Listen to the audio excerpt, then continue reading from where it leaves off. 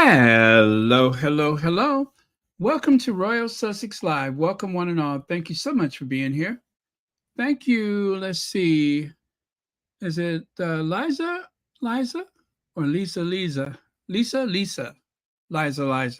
Anyway, hello, and thank you so much for being here first. Uh, Hello to Joyce Anderson. Let's see. Melinda Farmer, Lady Metatrons. Okay. Um,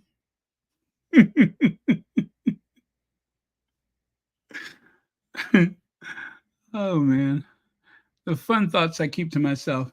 Jedi Lady EJ, Carol Lunn, Emma D, Connie Bomber. Hey, Connie Bomber, thank you so much for being here. And let's see, Marie Fabian. Who did I miss here? Okay, one second. Let me do this first. And I hope my screen doesn't get glitchy. I said I was going to restart my computer and I didn't. Let's see. Miss Levy H, Brenda Gray, Edie, Puzzle Dot, CB, Sheila Dewey, Perlina Answer. Hello to you. Hello, everyone. Mary H. Who else? Who else do we have?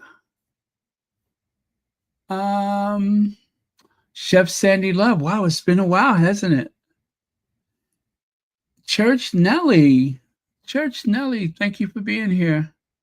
Helen G. Okay. Well.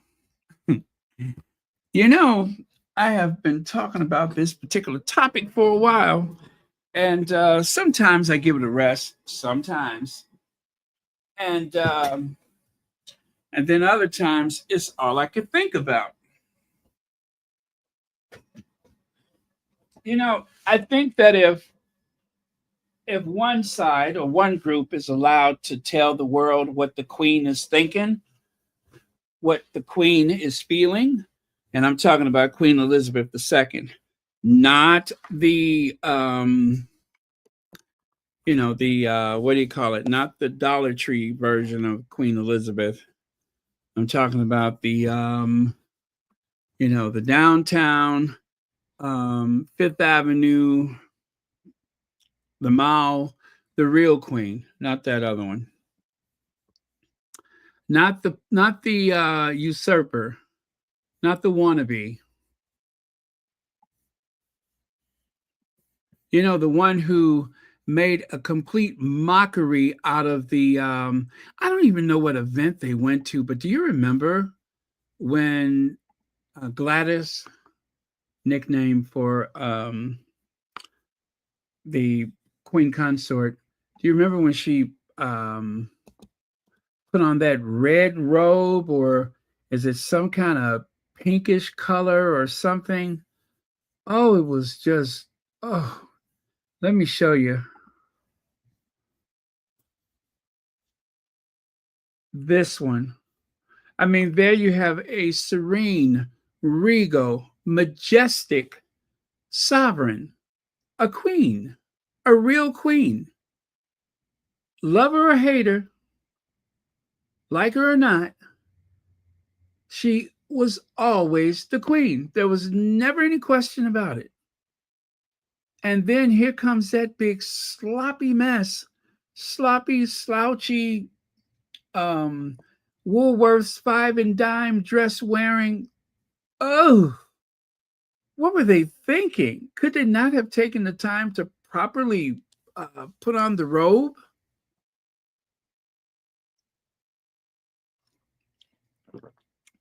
Were the courtiers trying to sabotage her? Was she so excited that she had turned Prince Harry's bedroom into her dressing room?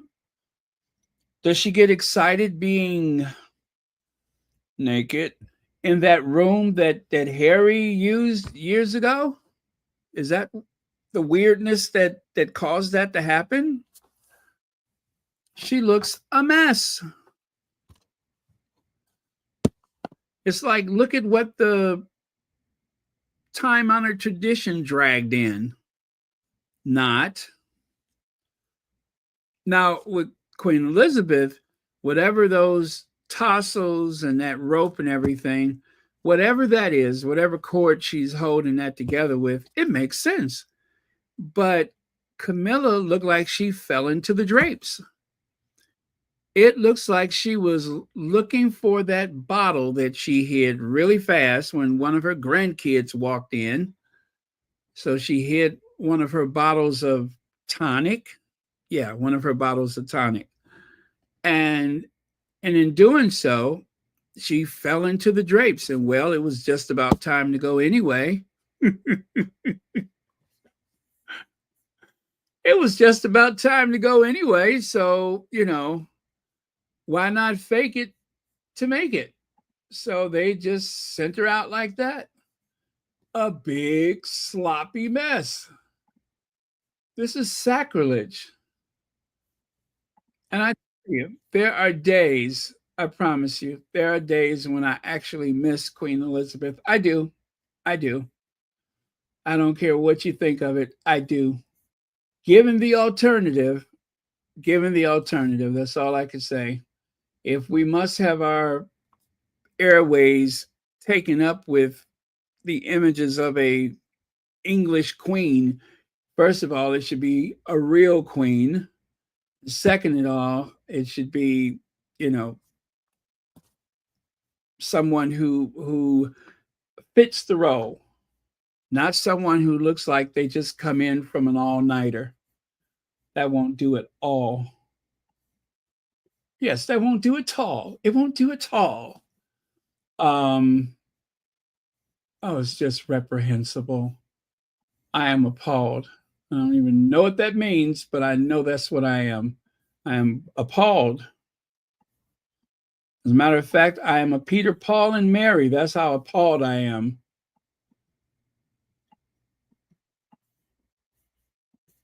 Okay. Hi, Fancy Fancy.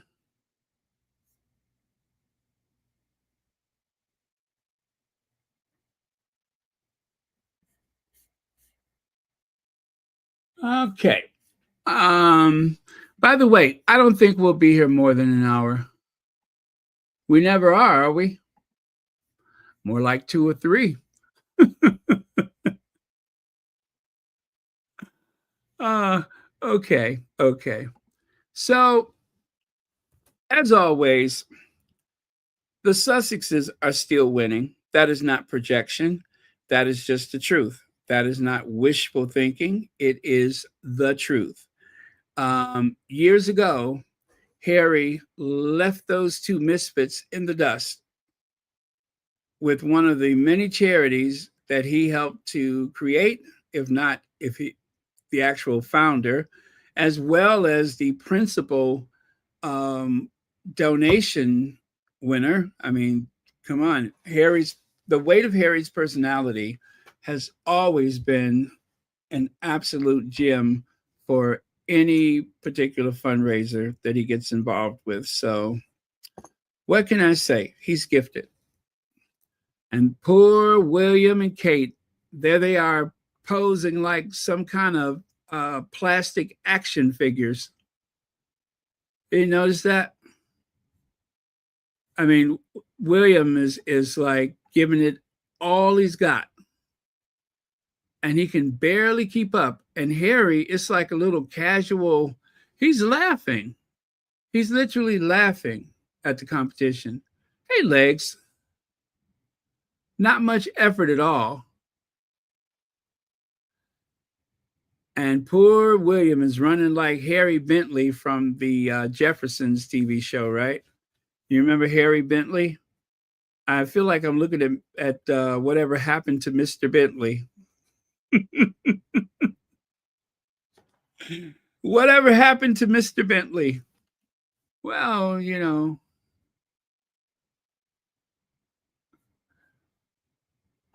And then, of course, the thing I've always compared that to is William reminds me of one of those chalk outlines that you see at a crime scene. He literally is posing like a crime scene chalk outline. How do you expect to win the race if you're posing like somebody who's not even here anymore? He is literally a crime scene chalk outline. I mean, you just need to just slide the pieces together and it's like a hand to glove. Perfect fit.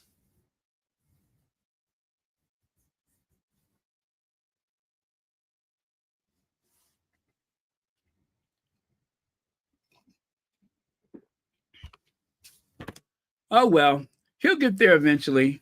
Him and his Ace, what is that? ASOC running shoes. Well, he's got a good running shoe. It's just too bad he's in them.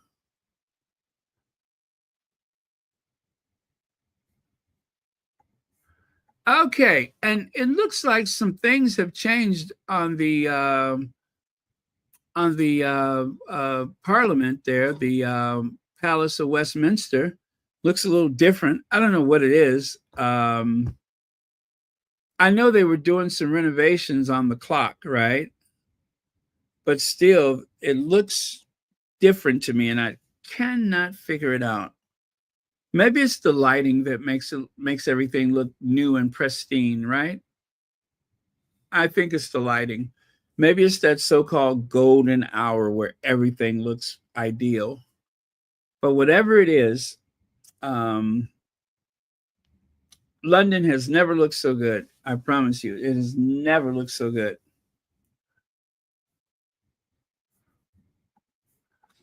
Not my king.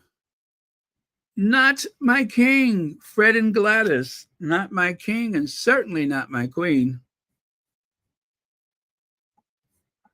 Now, inside Kate's difficult summer, when she gained the nickname Waity Katie, might as well just go into this one, and almost worked for Muhammad Al Fayed, according to royal author. For Kate Middleton, who was 27 at the time, the summer of 2009 was a difficult period as her university friends were getting married and the question began to pour in.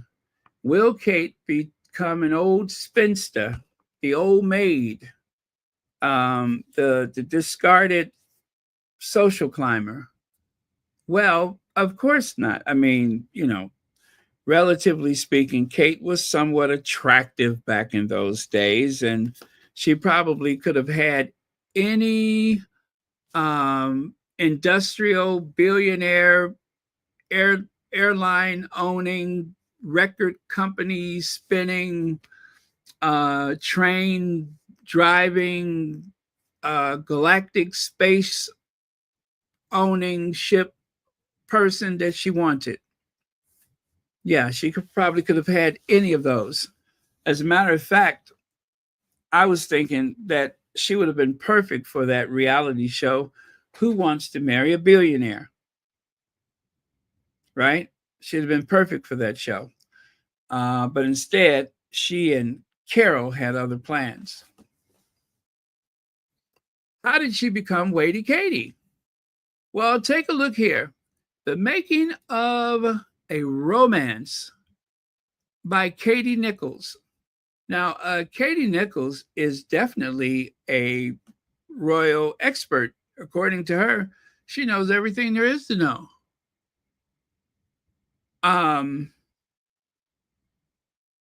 Katie Nichols has been hanging around that family probably since she got out of uni. And who knows, maybe her family is one of those ones that has been near proximity to the royal household for decades. I don't know her that well. But I do know she's about as accurate when it comes to the Sussexes as the rest of them. So that means not very.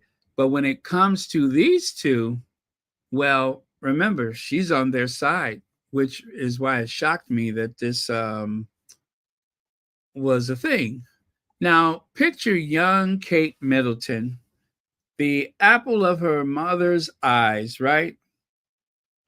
Kate Middleton, a girl who could never find a pair of eyebrows that satisfied her. She would just pluck and pluck and pluck and pluck and pluck and pluck and pluck and pluck and pluck. You know what? I better stop before that comes out the wrong way. And just pluck and pluck and pluck those eyebrows. And still, there seemed to be no rhyme or reason to them. And it's a very different looking Kate Middleton. I declare, she looks so different. You know, um, I don't know what it is. I don't know what it is.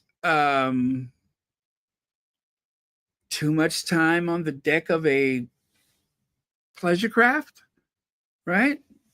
Entertaining the likes of what was it, Volkswagen, Toshiba. A few of those companies.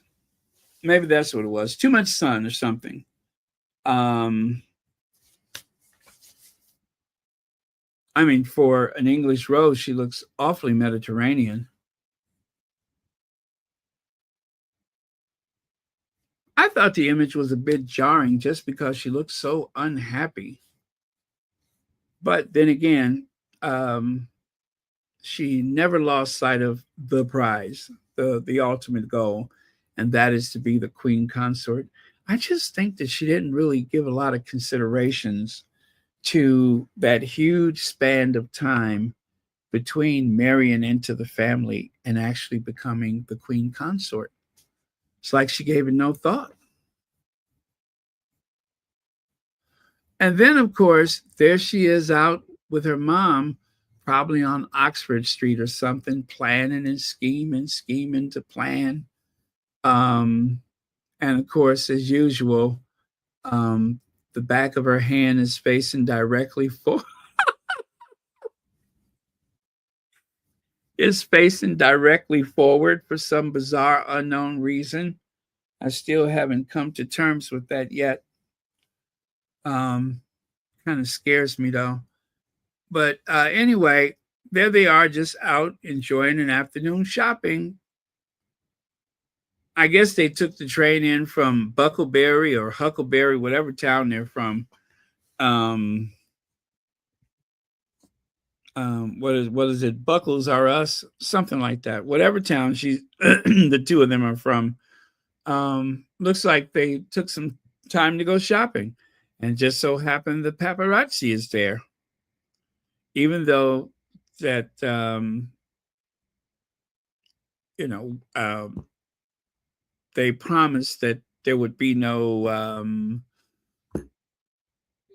there won't be like a Diana 2.0.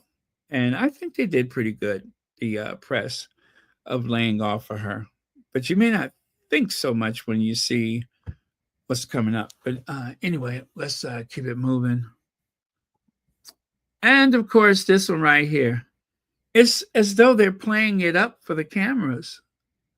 But remember, you guys, they're just a couple of girly girls, except for one is the mama. But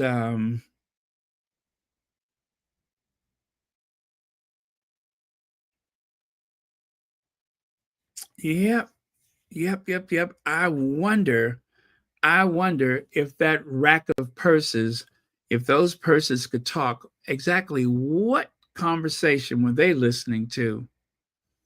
Did he ask you yet?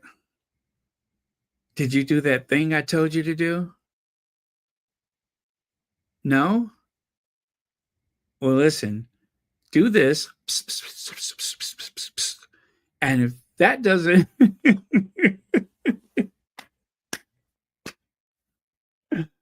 uh, either that or tell him that I'll send Uncle Gary to come and visit him. He'd like that. Yeah, just tell him that Uncle Gary's in town. And if he hurry up and pop the question, I'll send Uncle Gary to visit him. Anyway, anti ways. So It was around this time that the Queen gave some stinging advice to Kate. What advice, pray tell? In her book, William and Harry, Behind Palace Walls, Nichol wrote that the Queen was concerned about Kate's lack of job and a stable job and the number of holidays she was taking in her book. Isn't it something? It is 2025. And the thing that concerned Queen Elizabeth, what, some 15 years ago, was it? 13, 14 years ago? The thing that concerned her is the same thing that plagues the royal household today. You cannot get those two people to work. They just won't do it. They just won't do it. They spend the bulk of their time either on vacation or planning to vacation. They have skipped the BAFTA Awards to vacation, the Lionesses Championship game. They skipped that to go in vacation. Skipped the women's Olympic whatever in Paris for some ridiculous reason that made no sense. But that was another excuse to take a vacation. They are constantly either on vacation or planning a vacation. So, Melinda Farmer says, even back then, it was about the money shot. Yes, it was. Yes, it was. It was about the money shot. That was, in all likelihood, that was just a bunch of play acting in front of the camera to show what a wholesome, grounded person that she was, and that she came from this, great family in Buckleberry. Yeah, exactly. Thank you so much for the super chat. So she wrote, while the rest of the world speculated that an engagement was on the horizon for William and Kate, the Queen believed an announcement should be postponed until Kate was settled in a career. You guys, Queen Elizabeth is literally speaking from that storm cellar down in the basement of the St. George Chapel. What is it, George the Sixth wing, where all of the Queen and Prince Philip, her mom and daddy, the ashes of Margaret, all of that's down in the storm cellar, just waiting for the other two if they go there. I don't know. Camilla might not fit. I mean, her ego and her hair, that's like a whole person right there, a whole nother person. So if you try to get her hair and her ego and all the rest of her, in one receptacle, that's just not going to work. Yeah, that won't work. So yeah, that's it's just, I feel like Queen Elizabeth is literally speaking from the storm cellar. She needs to get a job. She must get a job. It'd be so much better if she demonstrated some type of work ethic. Queen Elizabeth knew. She knew that this was not going to work out. She knew that the monarchy was not in danger of the people that the monarchy served. No, they're not in danger of that. What they're in danger of is lazy misfits that will seize the throne someday and then give one of the worst performances in the history of the most inopportune time.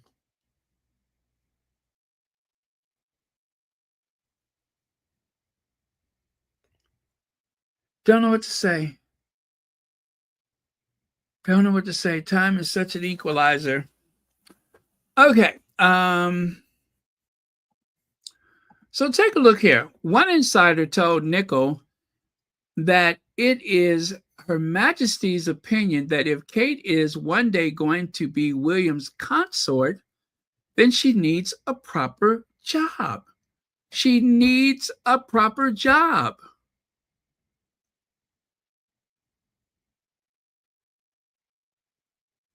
And I'm sure that fits more than one thing. You know, she needs a job. It means more than one thing. It means showing some kind of commitment. It's not about the money. It's the commitment of her time. Is she able to problem solve? Is she able to take directions? Is she able to speak to people?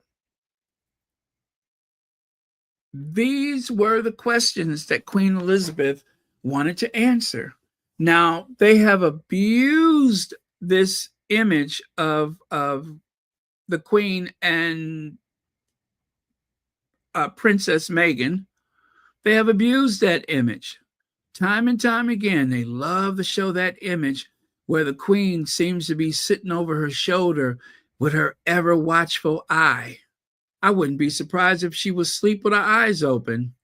You know, she was getting to that age where you could just fall asleep and your eyes, you forget to close your eyes. I mean, she, you know, can we talk here? That she was getting to that point. I'm pretty sure you could stand there and talk to Queen Elizabeth and she just, you wouldn't know the difference. So she may have been sound asleep. Because Queen Elizabeth was just cool like that. You wouldn't know the difference. She had been doing this job for so long. She had been doing this job for so long. If anybody could pull that off, it would be QE2, where she could just sit there and sleep in your face. You wouldn't even know the difference. Seriously, how would you know? That's why she said she liked to sit by herself, just in case her eyes get heavy.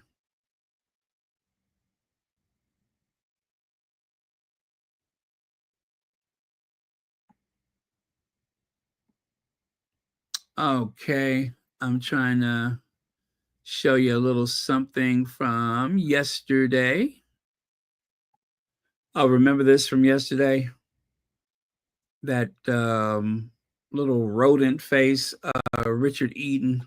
Oh, he just makes me sick.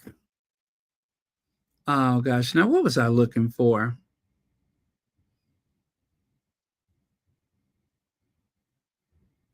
Oh, it was something to help me make my point.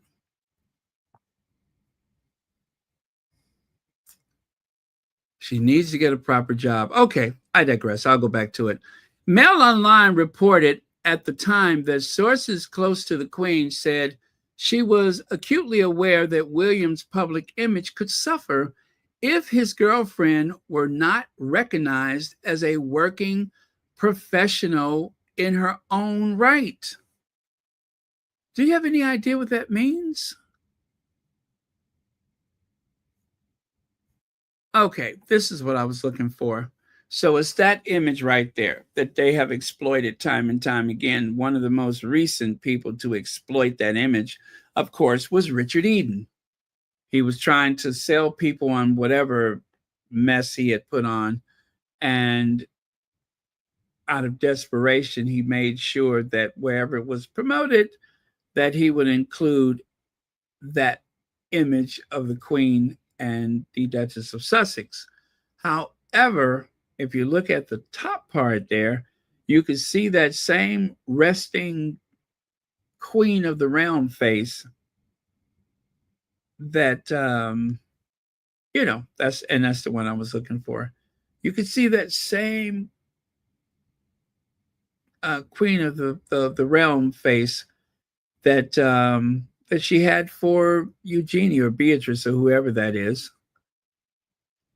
It doesn't alter. Like I told you, I think she probably sitting there asleep. She's so gangster she could sit there and sleep and wouldn't nobody be the wiser.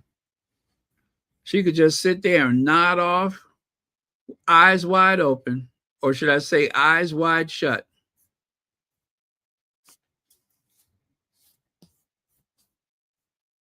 No, no, not that one. This one right here. The Queen has had conversations with a few trusted friends about how to tackle what is being called the Kate problem. Kate was a major problem for Queen Elizabeth.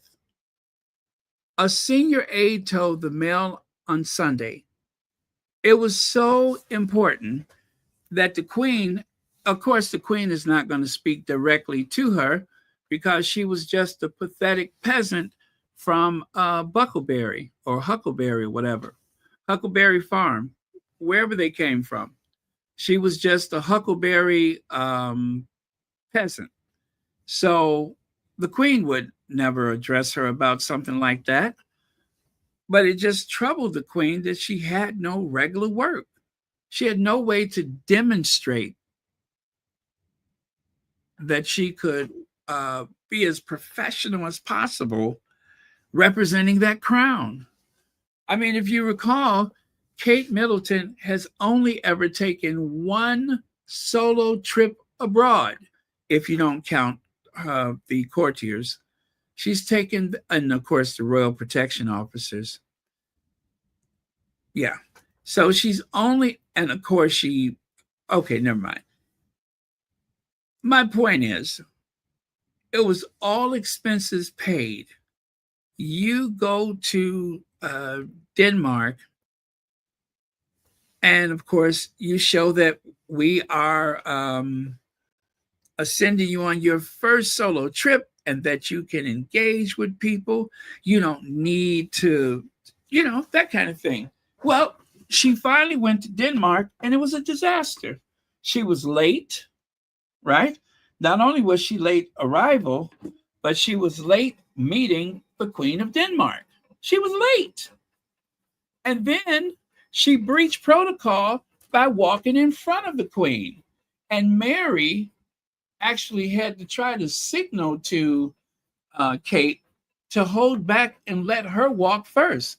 But because Kate Middleton has the what do they call that? The main character syndrome. She's thinking she's over at Windsor Castle, where she could do whatever she wants to. She thinks she's over at the Buckleberry House, or she's at the is it Huckle or Buckle? Huckle Buckle House. Like she's over at the Huckle Buckle House, and then she could do whatever she wants. But the truth is, she was in front of a ruling sovereign queen of Denmark, and she walked right in front of her. And then when it was time to take the photo, Kate's off to the side, and she did this little clever shuffle with her feet to get into the frame. But literally, the Queen of Denmark had to tell her where to stand, and it took the Crown Princess to tell her, "Please do not walk in front of my mother-in-law." It was a disaster, and to this day, I still don't know why she was there. She has no organizational skills whatsoever. They give her what appears to be an empty binder. I think it may have some little, I guess something she could, some art that she could do with some crayons, or perhaps you take the number 2 pencil and then you trace your way around the maze, to test the kid's brain function, baby brain function. But yeah, it was a disaster. That is a trip that, of course, Meghan, the Duchess of Sussex, would have aced that trip out, no problem. And she would have actually addressed the people of Denmark. Well, that didn't happen with Kate. Remember, it was a solo trip. Solo. It was so low, you almost have to get down on your hands and knees with a microscope to see it. That's how low it was. So low. That's how so low it. Anyway, it was so low. You get what I'm saying? You get me. Air love, you get me? You get me. Air love, you get me? That's how low it was.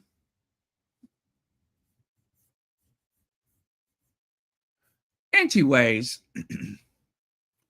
on the few occasions the Queen has met Kate, she has thought she is a nice enough girl, but the Queen has admitted she has no idea what Kate actually does. She couldn't figure out what Kate does. I mean, could you imagine the rambling response that Kate gave the Queen when the Queen asked her, well, what is it you do? Right? That's what the royals say. And what is it you do?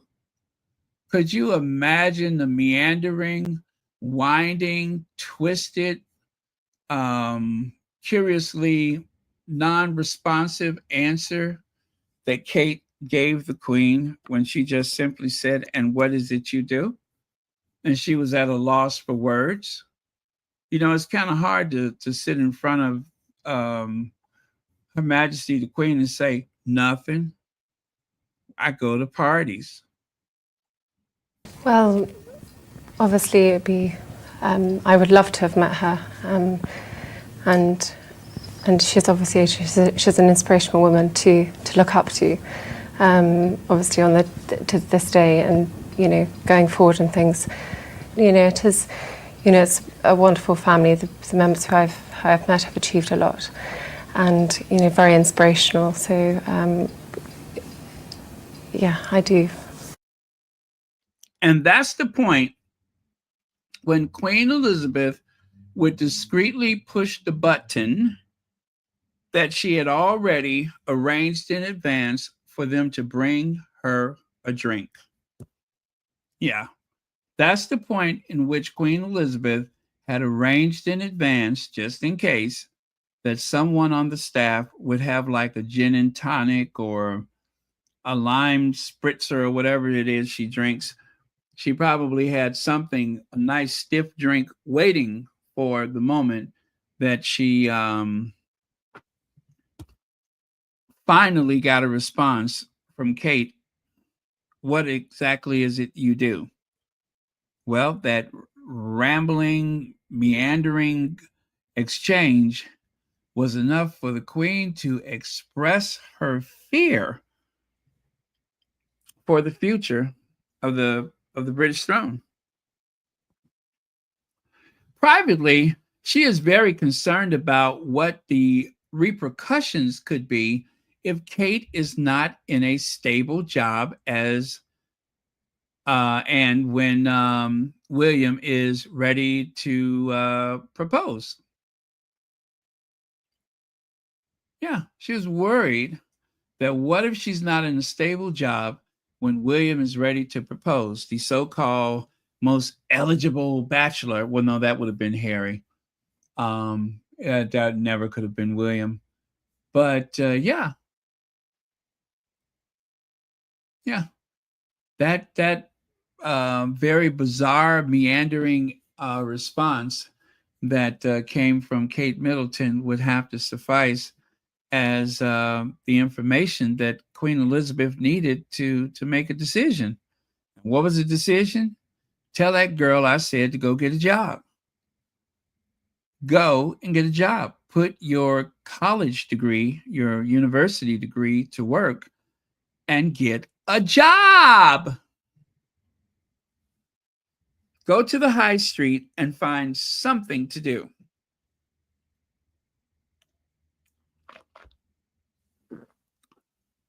So, Let me take a look at a couple of your comments. By the way, you guys, don't forget to hit the like button.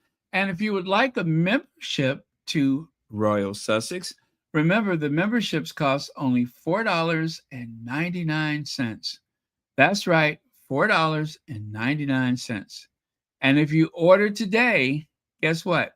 It is still $4.99. That is the price of a cup of coffee just once a month.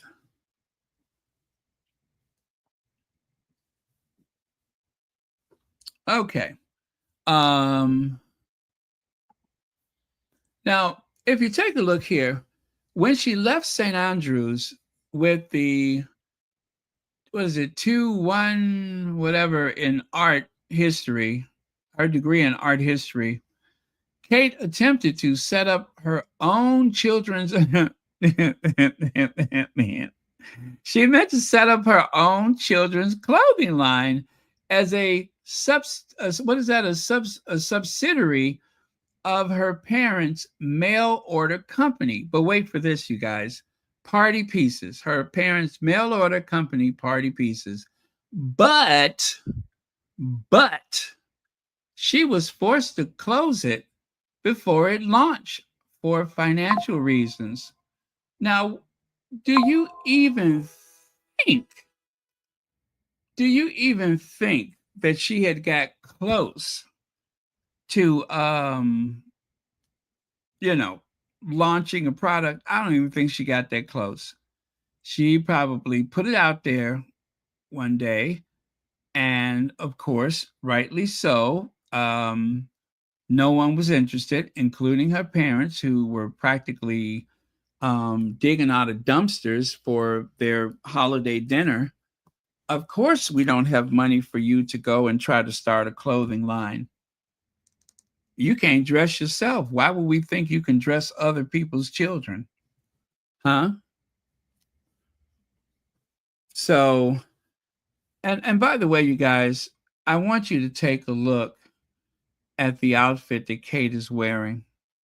Take a look at the outfit she's wearing. That is definitely like an old school flight attendant.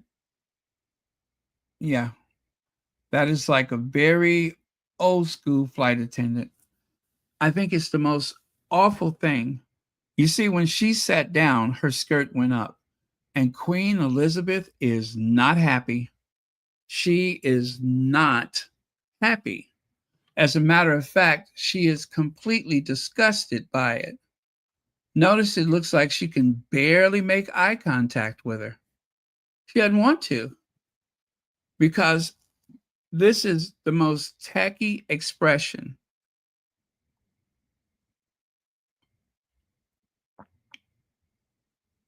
I don't get what's going on with that outfit. I get the thing about wanting to be daring, but don't. Okay? Don't. Don't be daring.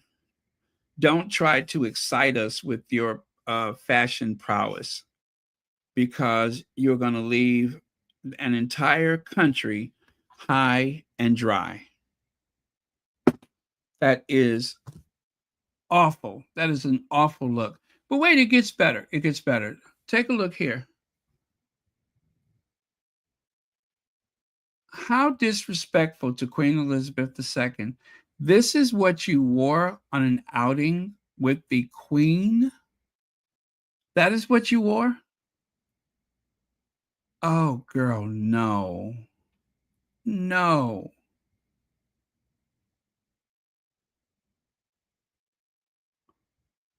Mm-mm. Nope. Could you imagine that? The Queen is riding around in the state Bentley with Barbie, with a Barbie doll.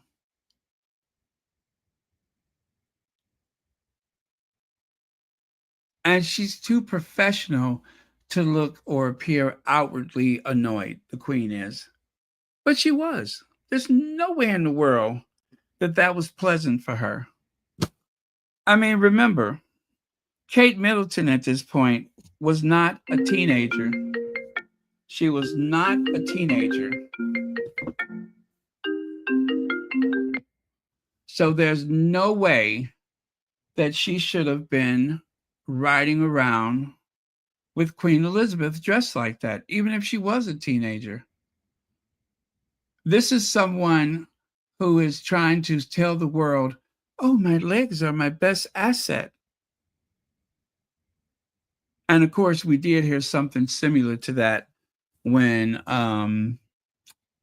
Kate worked on the yacht for the summer. She was known for her legs. Well, that impresses the corporate visitors on a yacht somewhere out in the open sea. But that is not how one spends time with Queen Elizabeth II. I almost feel sorry for her.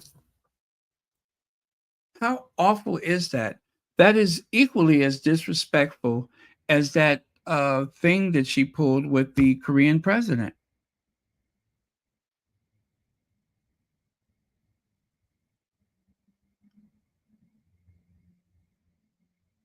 Gosh almighty. Every time I look at that, I just get more and more disgusted. And look at the Queen again. The Queen is verklempt. She's verklempt. Yeah. That's a Yiddish word. That means she's unable to respond. She don't know what to say. She certainly don't want to look at her. It's the stuff of nightmares. I'm sorry, but it's the stuff of nightmares. Now, if you take a look here, she wrote, William had, by the way, I kind of picked these paragraphs as needed. This is not the entire article from the, I guess it was the fail. But yeah, anything that appeared to be too sympathetic or too kind, I removed it. In other words, I said, what would a royal reporter do? And then I thought about it. I am a very biased royal reporter. That's right. I am very biased and opinionated, and I am 100% Team Sussex. Team Sussex. Okay? I am one of those vile individuals. Thomas, can you tell me about these vile individuals known as the Sophie? Oh my God! Did you hear the disdain from his voice when he said that? Thomas, can you tell me about these rather vile individuals known as the Sophie? I was like, my God, are we that bad? I mean, I kind of am, but you all are pretty nice, all things considered. Yeah, I can be a bit of a sticky wicket, but you guys, you're not following me into that behavior, are you? If so, I do apologize in advance. Now, let me play that for you. No one could say it like this person. Okay.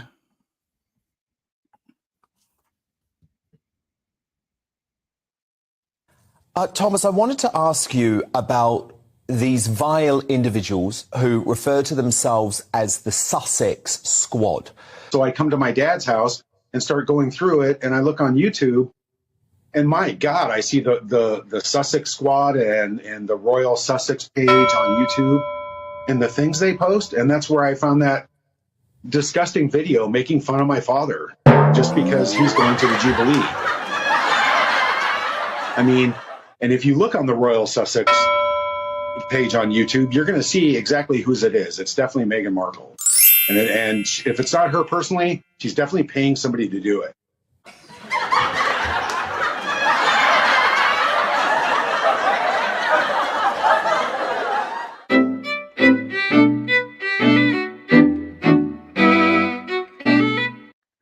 Thomas, what do you know about these vile individuals known as the Sussex Squad?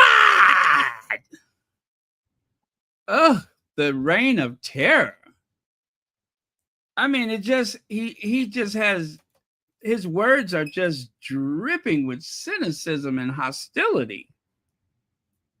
Thomas, what do you know about these vile individuals known as the Sussex Squad? And to me, it sounds like he's saying sausage.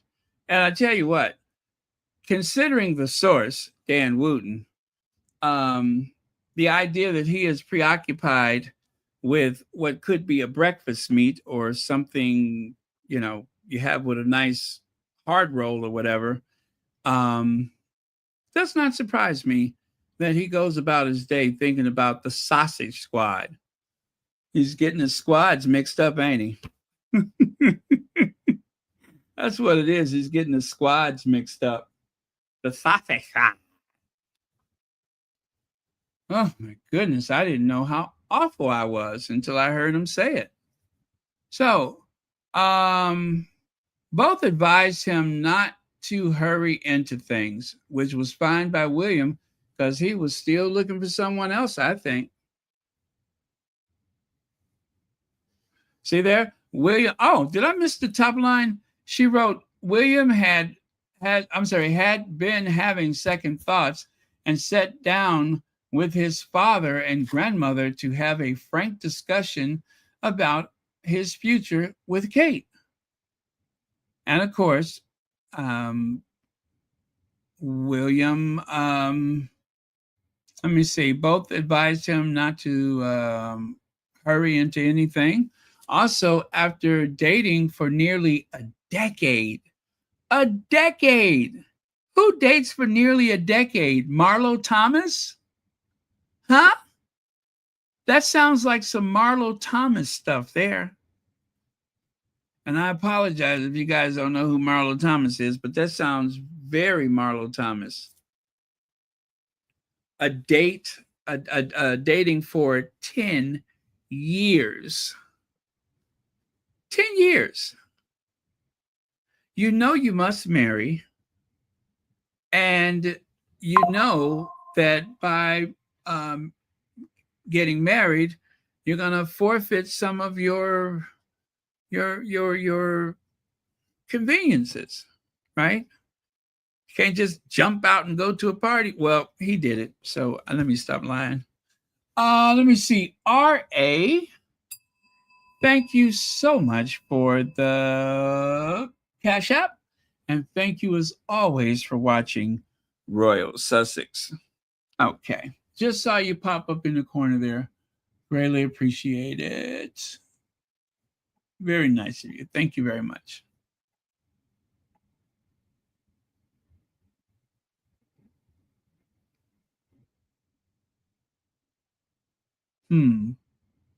Okay. Thomas, could you tell me about these rather vile individuals known as the Sausage Squad? So if you take a look here, you can see that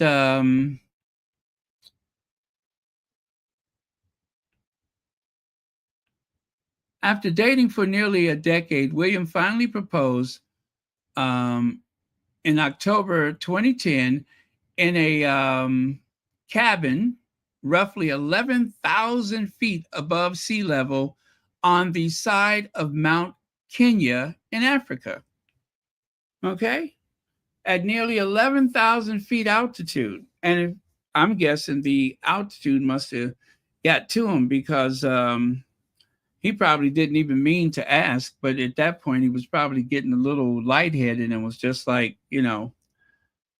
will you? And he probably suffered some kind of medical emergency.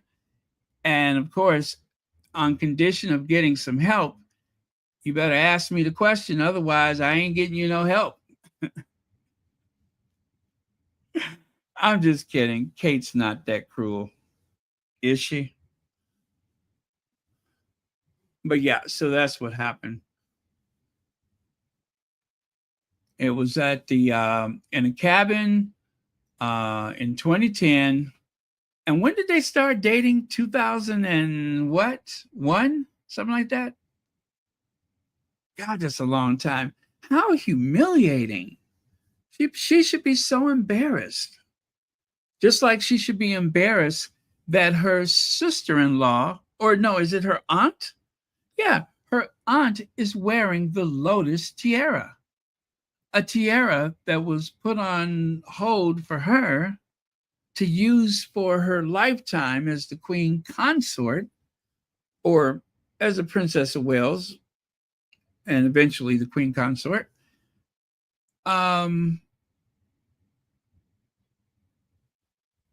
That's her tiara, but yet they have Ford Fiesta wearing it. And this was during that period where she wasn't really welcome to do things. She hadn't worn a tiara for what, almost 2 years? And the way you can tell that it came down to the wire for Kate and that antenna, what am I saying, antenna, and that tiara, is that you look at Sophie, you see that dark line under the tiara? That is where they sew in a velvet cushion so that it will match your hair. They didn't even have time for that. Maybe they found out last minute that Kate doesn't feel welcome and she's not going. Well, whatever the case it is, I'm sure it came to a relief to everyone present that she decided that she'd stay home in Huckleberry or Huckle, whatever that place is. Now, here are some comments on that article. And I thought these comments were just delicious. Oh, the shade. I thought they were just delicious. I mean, I'm like, oh, come on, you all. Bring the tea. Bring the tea. Tell us like it is. Tell us like it is. Bring the tea.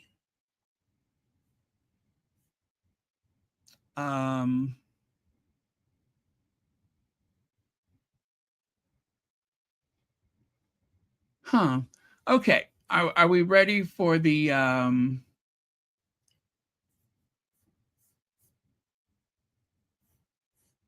what's that? Buckleberry. Well, no, Buckleberry. Buckleberry. Okay. Not Huckabucka, but Buckleberry.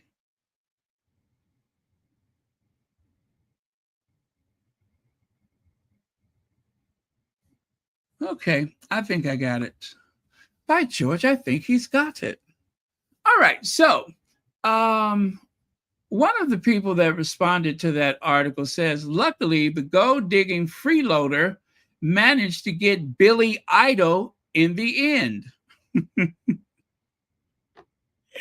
I love when they call William Billy Idol. William bought her some straws. She said, thanks for the leg warmers. They got some stand-up comics, don't they? I'm not sure I get that one. I think I do. And then this next one says, hooray, a broken clock can still be right twice. Finally, the truth about Waity is coming back into mainstream consciousness. And she had so much done to her face. It's shocking. Now, listen, this ain't me saying that. This is this individual exercising their freedom of speech. They are of the opinion and they are alleging that Kate has had some work done. Now, I don't believe she had anything of the sort of something happened. You know what I'm saying? Wait, what did I just say? Anyway, I find it very hard to believe that someone who is constantly in the public eye would dare to go and try to alter their appearance. I don't see it. It probably is. Huh? What? What did I say? Okay. Anyway, what's the next one? Hooray! Oh, no, not that one. The last one is the last one. Must be great to have lived your full adult life to have almost have had to get a job. That's how the Middletons roll.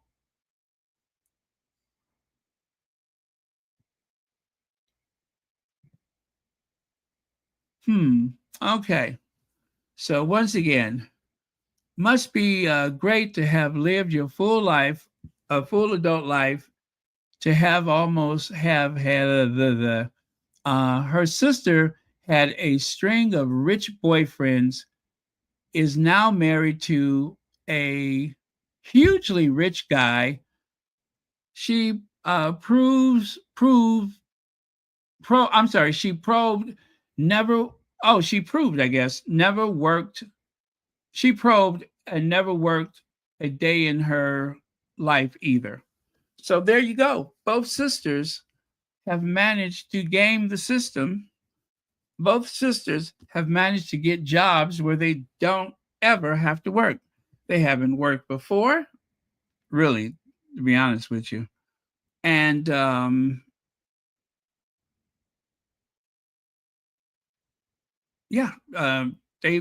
lucked out. They lucked out. They grabbed the low-hanging fruit, no pun intended. Yeah. And especially Pippa with that bad built butch body, whatever, she really lucked out. She did. Because she doesn't have to put up with all this protocol nonsense.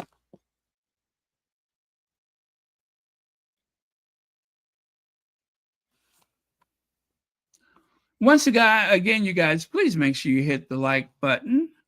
Also, if you would like to have a membership to Royal Sussex, you'll have access to special programming whenever I make one.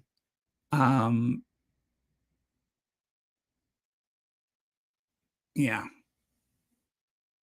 Okay. For the price of a cup of coffee once a month, you too can get a membership to Royal Sussex. I'm sure there's some other perks that come with that. It escaped my thought right now. But I'm sure it is. It's some kind of perks or something. Or we working on some perks or something.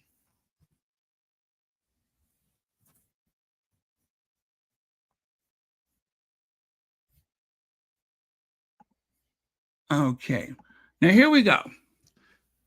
This one says, I don't understand the Queen's comment about Kate not working. Kate's parents are millionaires. Not really. If Kate didn't want to work, she didn't have to. That is none of the Queen's business. Oh, yes, it is. Yes, it is. And listen, the Queen was very justified to be skeptical of Kate Middleton because as long as I've been knowing the name Kate Middleton, it has not exactly involved naming someone who, in any particular way, form, or fashion, is just not interested in work. And also doesn't have a strong work ethic to show up when necessary.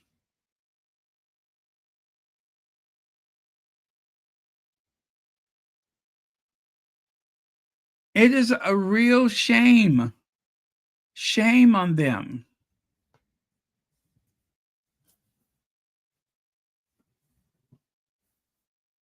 Uncle Gary allegedly has been subsidizing that family for a long time.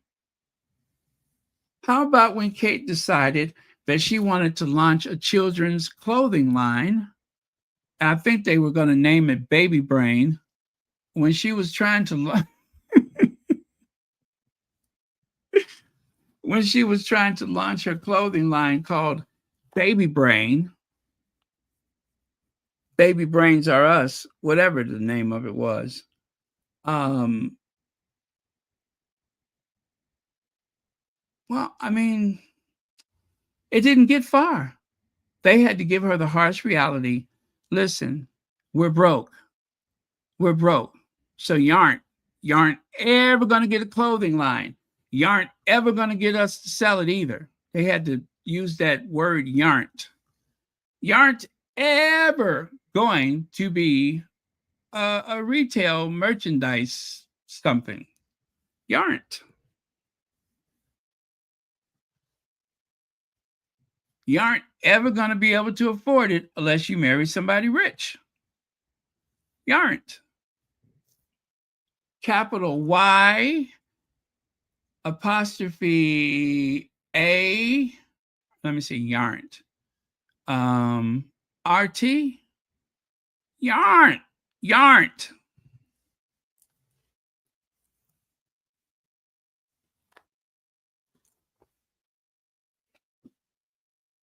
You aren't selling baby clothes. You aren't.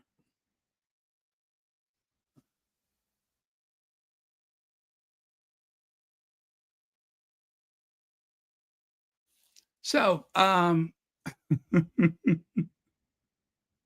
she wants to see if she could work, be reliable, and turn up every day.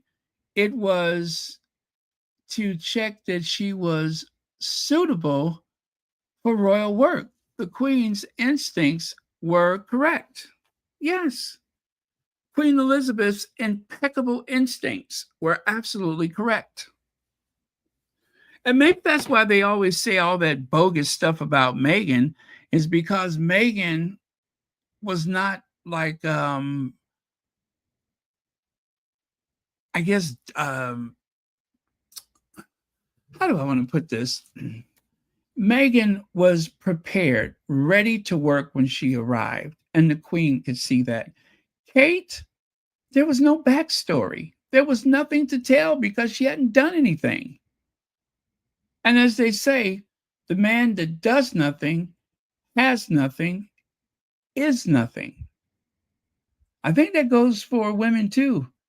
If you don't do anything, you won't have anything. You're not going to be anything. You're going to just be there. And you know what? That is fine.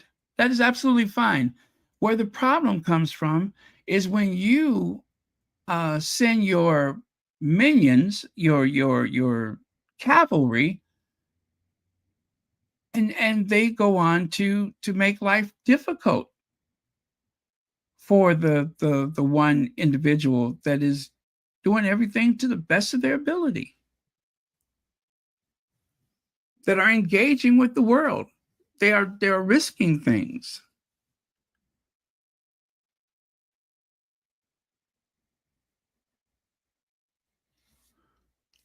Yeah, but leave it to those people, you won't get very far in life. I like the other one just says lazy cow. Yeah, the other one's just like lazy cow.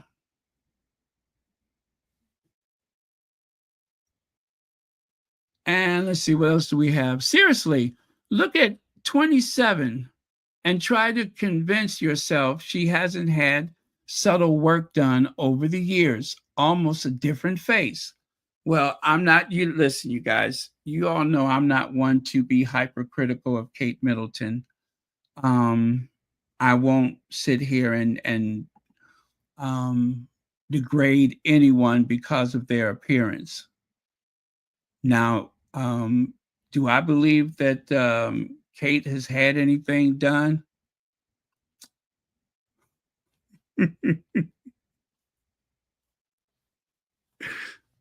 No, I do not. I think that that is the same face that she dragged across the finish line at Westminster Abbey. That is the same face that she dragged up the steps to the Lindo wing with her firstborn. The same face that she dragged all over the UK to, you know, keep her partner. Yeah. Anyway, that's the same face. That is not Katie Two-Face. Kate only has one face, and she's doing the best she can with it. So I'm not going to criticize her.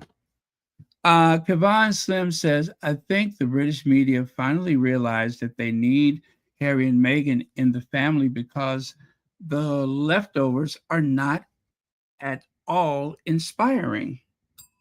Thank you so much for the super chat. Yeah, they don't inspire a whole lot. They really don't. They do not, I repeat, do not inspire much.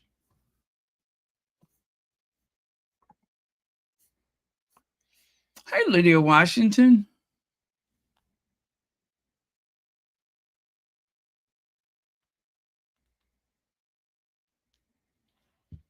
Okay.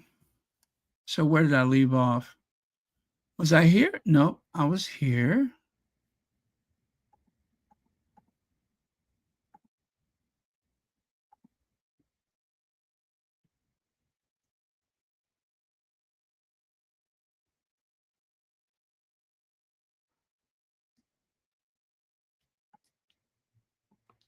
Well, let me see here. Shady. Trying to figure out what did I leave off? Here. Here. Here. I did that. Okay. Now, take a look there. The Queen, at this point, I don't know if the Queen is wondering when she sits down, how high up is that dress going to raise up on her legs? Or maybe she's not wearing tights as the Queen would insist. Now, remember, she gave Meghan such a hard time about the tights for the wedding, but it looks there like she's not wearing any tights. Who knows? Maybe. But the Queen is critiquing something. I can guarantee you that. And if you take a look on the right, here is yet another reason why the Queen was so afraid of non-working Kate, who could go out most nights of the week and not worry about it because she didn't have to wake up early. Where would she go?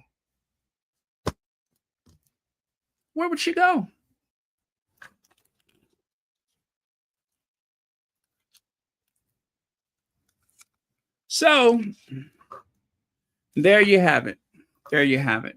This is why Kate Middleton was called Waity Katie. It was because, number one, she didn't work. Number two, William. Oh, well, let me get to that part. But before I get there, take a look at that. In Daily Windsor Speak, oh, that's one last comment from the article. In Daily Windsor Speak, almost worked for means she had heard of Harrods. She also almost worked at Gerard's, Boeing, and Rolls-Royce. So I think this person is being sarcastic because, you know, the headline of the article said that she almost worked at Harrods. And this person is pointing out that if you went by all of the almost things that where she almost worked, I think you'd be here all day. She almost worked at John Lewis. She almost worked down at Greg's or Booth Pharmacy. She almost worked, and yet nothing got done. Very typical Kate. Just an empty binder away from success. Just one Meghan Sussex outfit away from hitting the high notes in life.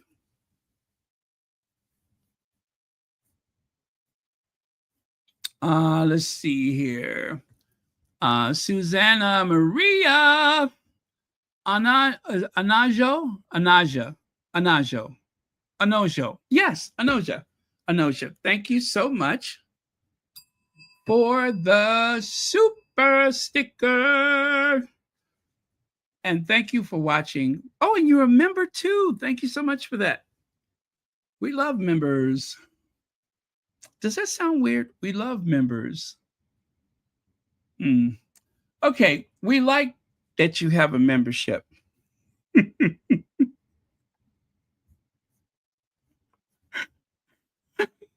I don't want to get put on the watch list. So yeah, we like that you have a membership. Okay. Um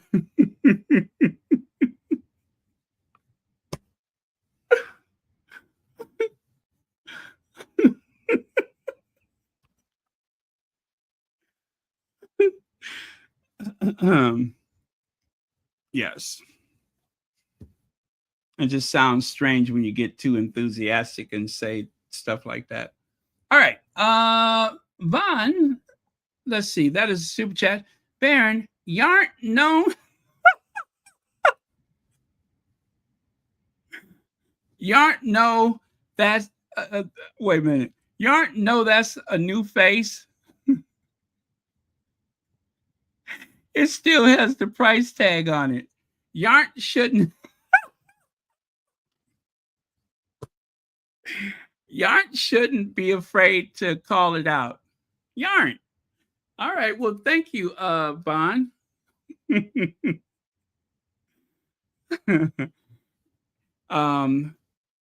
Thank you. Let me see here. Thank you so much for the super chat.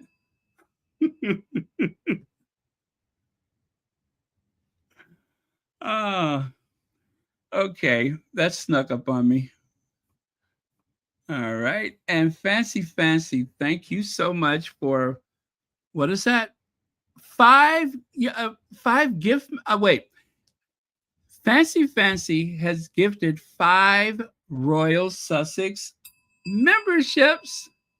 Isn't that great, you guys? Royal Sussex is getting 5 new memberships. Thank you so much for that. And also in advance, thank you to whoever the lucky recipients are that will receive those memberships. I'm very happy for you. I think it's kind of done at random or something like that. I don't really know. But okay. And that is very, very thoughtful.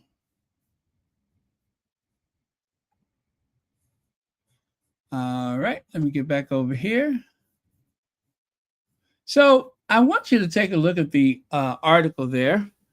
Forging of a Princess, How Generations of Steely Social Climbing Matriarchs Shaped Kate Middleton's Character. In other words, a bit of a stage mother, a handler, a poser, a usurper, a wisteria. There she goes right there, the world's greatest social climber. You know what? I got to give this lady credit, though. She had a notion that there is absolutely nobody gullible enough to marry Prince William. Nobody. Anyone of means, anyone of a certain, shall we say, IQ level, anyone who has a great deal of self-esteem, self-awareness, would really have to question themselves, do I want to marry into that institution? So that's one way to look at it. There were people out there, girls out there, that, that would have been the best thing since sliced bread, right? And then there's the baby brains. You can easily wed a baby brain, but for someone who has their own career orientation, trajectory, or whatever, those are the ones that slip the hook. And so, yeah, William did the makeup and the breakup and the makeup and the breakup, but he still ended up with the sunshine. He still ended up with the sunshine of his life. Yeah, with one of the warmest, friendliest, most thoughtful people in the entire royal family. That's who he ended up with. Of course, I'm being sarcastic. He ended up with the mean girl. Why is she so mean? Because she hadn't a clue what's going on around her. Not a clue.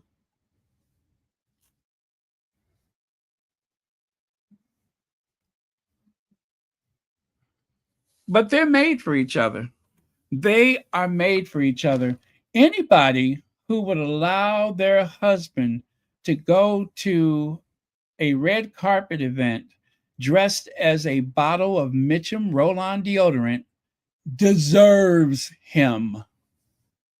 And any man that would allow his wife to venture out the house to a red carpet event dressed as a windsock deserves him, or them, or they, that. Yeah.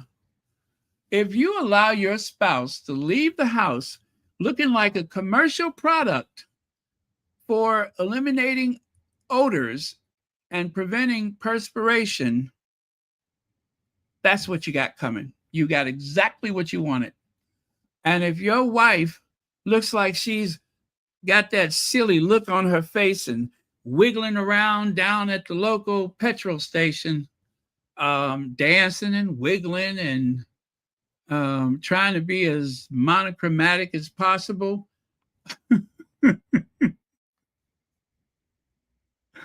I mean, look at there. Can you tell one face from the other? Honestly, can you tell which is which? Okay, this one's not wearing green, but see what I mean?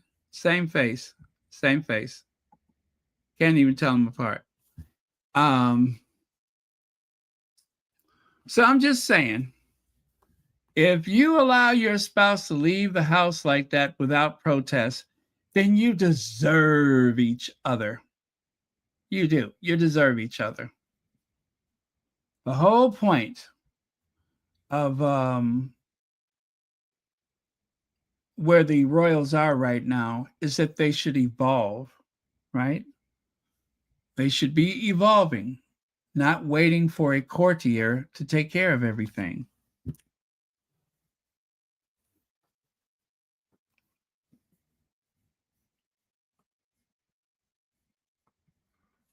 Okay, so if you take notice of the things that I have there, you see there? The corporate clients loved her, especially the way she always seemed to be showing off her slender legs in tight blue shorts as she served gin and tonics and lunch.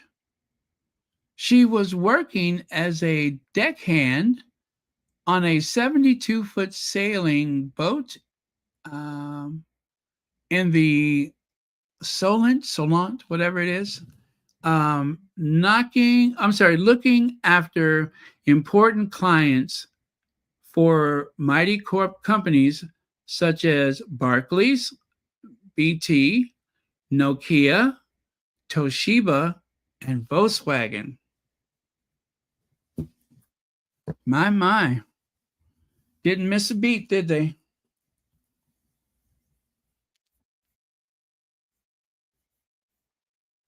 The thing is, if you're wondering, why are two of those photos identical and why does the one on the right look different? I'm going to tell you why. Because when they mentioned Kate's adventures at sea, they did a little switcheroo. And the thing is, when Kate worked on the yacht, when they said she was a deckhand, she wasn't a deckhand in the sense they were speaking of back when William asked her to marry him. That photo on the right is completely inaccurate.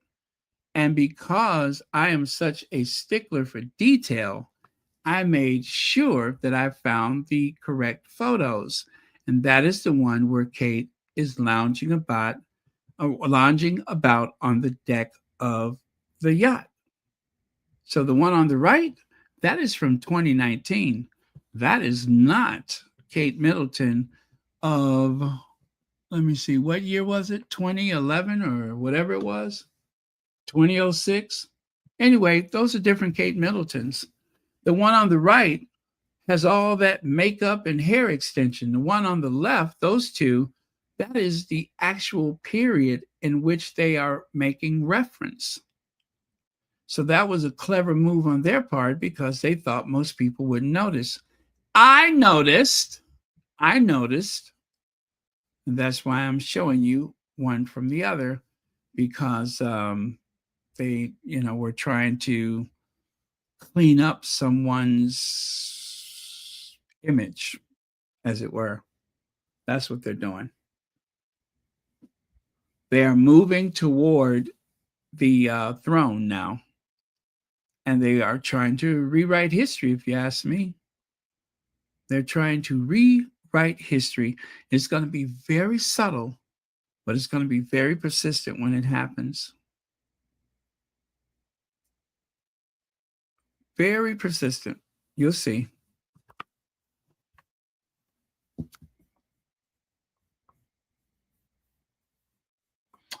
And what is it, Fenelon? You said that at just the right time.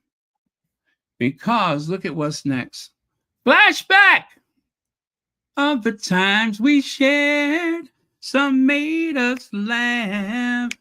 Some made us sad. We used to break up to make up all the fun that came from those love games. Yes, flashback. Every time I see flashback, I think Anita Baker. Flashbacks of the times we shared. Some made us laugh, and some made us sad. Okay, anyway. Flashback. Kate Middleton, aka Yacht Girl, was partying with Richard Branson. Anyway, those are their words, not mine. Kate Middleton shows Richard Branson she means business. Now, that was in the Daily Mail. That's awkward. She shows Richard Branson she means business as billionaire gives her advice. Gives her advice at the awkward hours of the morning, at those hours in which all decent people are usually at home and in bed. Notice that there is a party going on. Get on down and party. Yes, they are hoofing it up, aren't they? Fun to be had by all. The thing is, if indeed you were just having,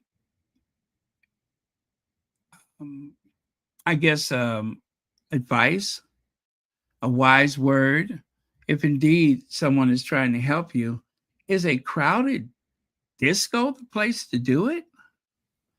You're going to go out on the dance floor and ask for advice? Where do you do that at? And then even worse, she's wearing her mama's skirt. She's wearing that hideous skirt to get advice.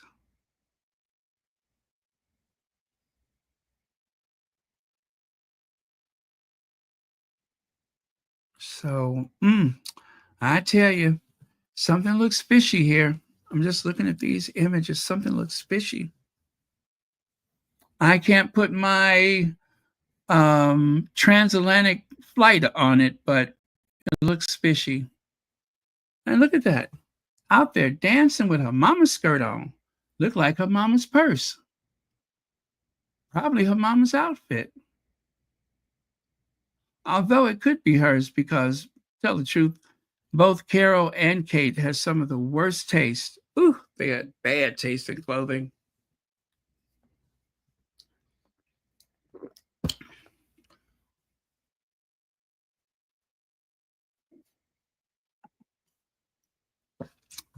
Let me see. She means business.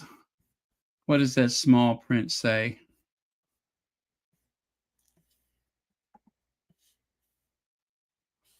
Okay, this is by Nathan K. Her parents may have built up a multi-million-pound company, but Kate Middleton has turned to Sir Richard Branson in a bid to sharpen her business acumens. Is that what we call it now? Is that what we call it, business acumen? Anyway, Prince William's girlfriend has had a series of meetings with the billionaire. A series of meetings. Why y'all playing in my face? Why y'all playing in my face?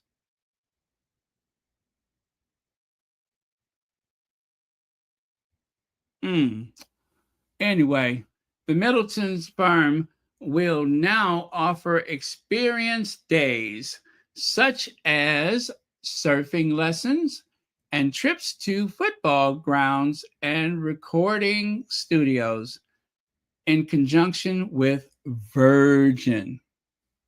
Interesting.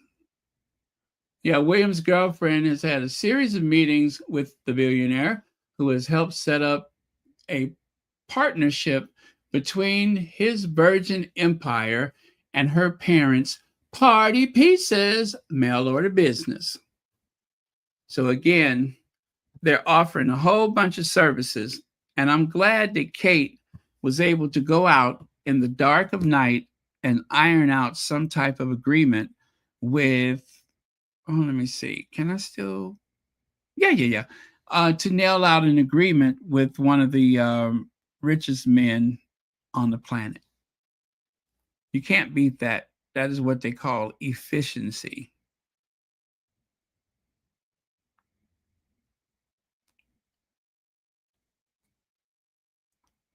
Okay.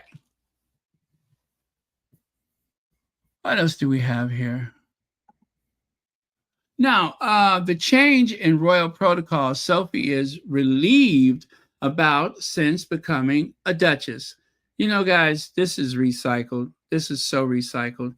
Sophie, the Duchess of Edinburgh, is known for down-to-earth nature and was reportedly viewed by the Queen as the firm's safest pair of hands. Well, my God, if you saw the size of her hands, you'd feel safe too. Huh? If you saw the size of her hands, you would feel safe too.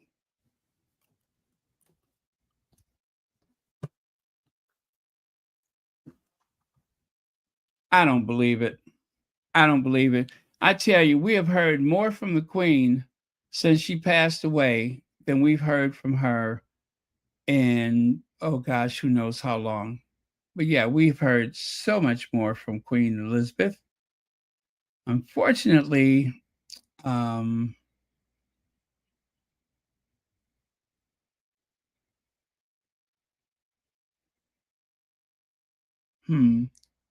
okay. Oh well. Well, you know what? You know what? It would have been fun watching Sophie have to bow or curtsy. That's what they're trying. That's what she's happy about, is that she doesn't have to curtsy to Meghan, because otherwise she would be obliged to curtsy to the Duchess of Sussex. And that's the only reason why she's happy, is so that nobody will see her doing a curtsy to Meghan. She can be just as spiteful and hateful as she's always been, without fear of being exposed.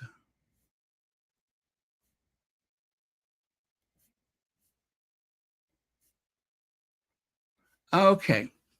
Y'all know what I'm looking for, don't you? I guess not. Let me see. If it's handy, I will share it. Let me try this one. Oh man, I don't think I labeled it properly. My bad. Let me see here. Oh, there we go. I found what I was looking for. Yeah, she's trying to avoid an awkward scene like this. Remember how she practically dove on top of Charles so that he could see how deeply she can grovel on his behalf? Yeah, and that was not an entrance into a special. Um, it was just her being extra. That's what it was. It's just Sophie being extra, throwing herself on the mercy of Charles III. You already got your title. Calm down, girl. Calm down.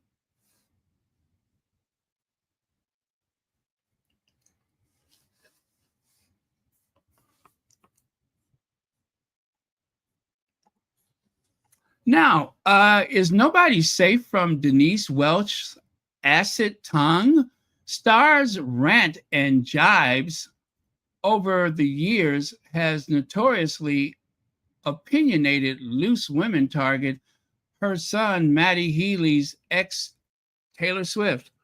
The TV personality most recently took aim at her son, Maddie Healy's ex girlfriend, Taylor Swift, during an appearance on what is that, Bravo TV. Watch What Happens live on Thursday. So she sat down with Andy Cohen and she defended Harry and Meghan again, Meghan in particular.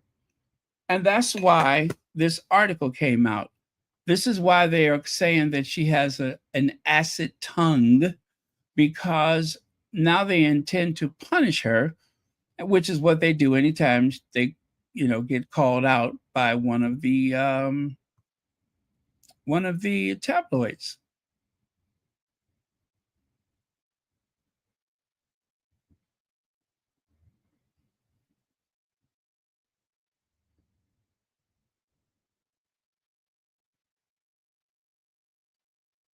Okay.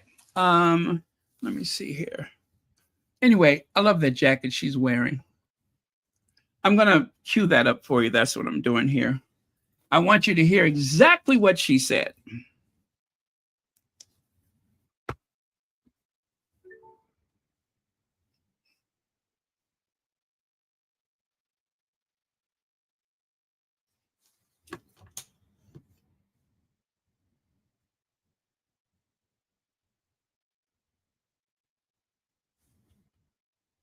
Jasmine M wants to know the current opinion that the UK general public has of Prince Harry and Meghan Markle. And can you speak on behalf of your fellow countrymen? Well, I have a very different view to a lot of people. And on the show Oh, I'm sorry. I do at home, Loose Women, I'm like the only person who flies the Harry and Meghan flag. And I don't know them. I've met a few of the royals over the years, but I've never met them. But I just think that the amount of bullying by the press, British and American, that woman gets. Remember, she was in those rooms, a lot of them, as a young Black American woman. She had a big voice in UNICEF and in the United Nations. She was in a lot of those rooms before Harry. And I just kind of try to fly the flag a bit. You've got to remember that this is a boy who was forced at 12 years old to walk behind his mother's coffin. His dad had been unfaithful. And he grew up in that world. And I think for him to want to say his piece is something quite admirable. And so I kind of think that they're in love. He's never been unfaithful to her. The abuse she got for saying that she was mentally ill. I suffered severe postnatal depression, hospitalized after I had Matthew. So I really empathize and sympathize with somebody who was open about that. And she got ridiculed and hated. It's like, what has she really done? Right. And every single day she is battered. So I just...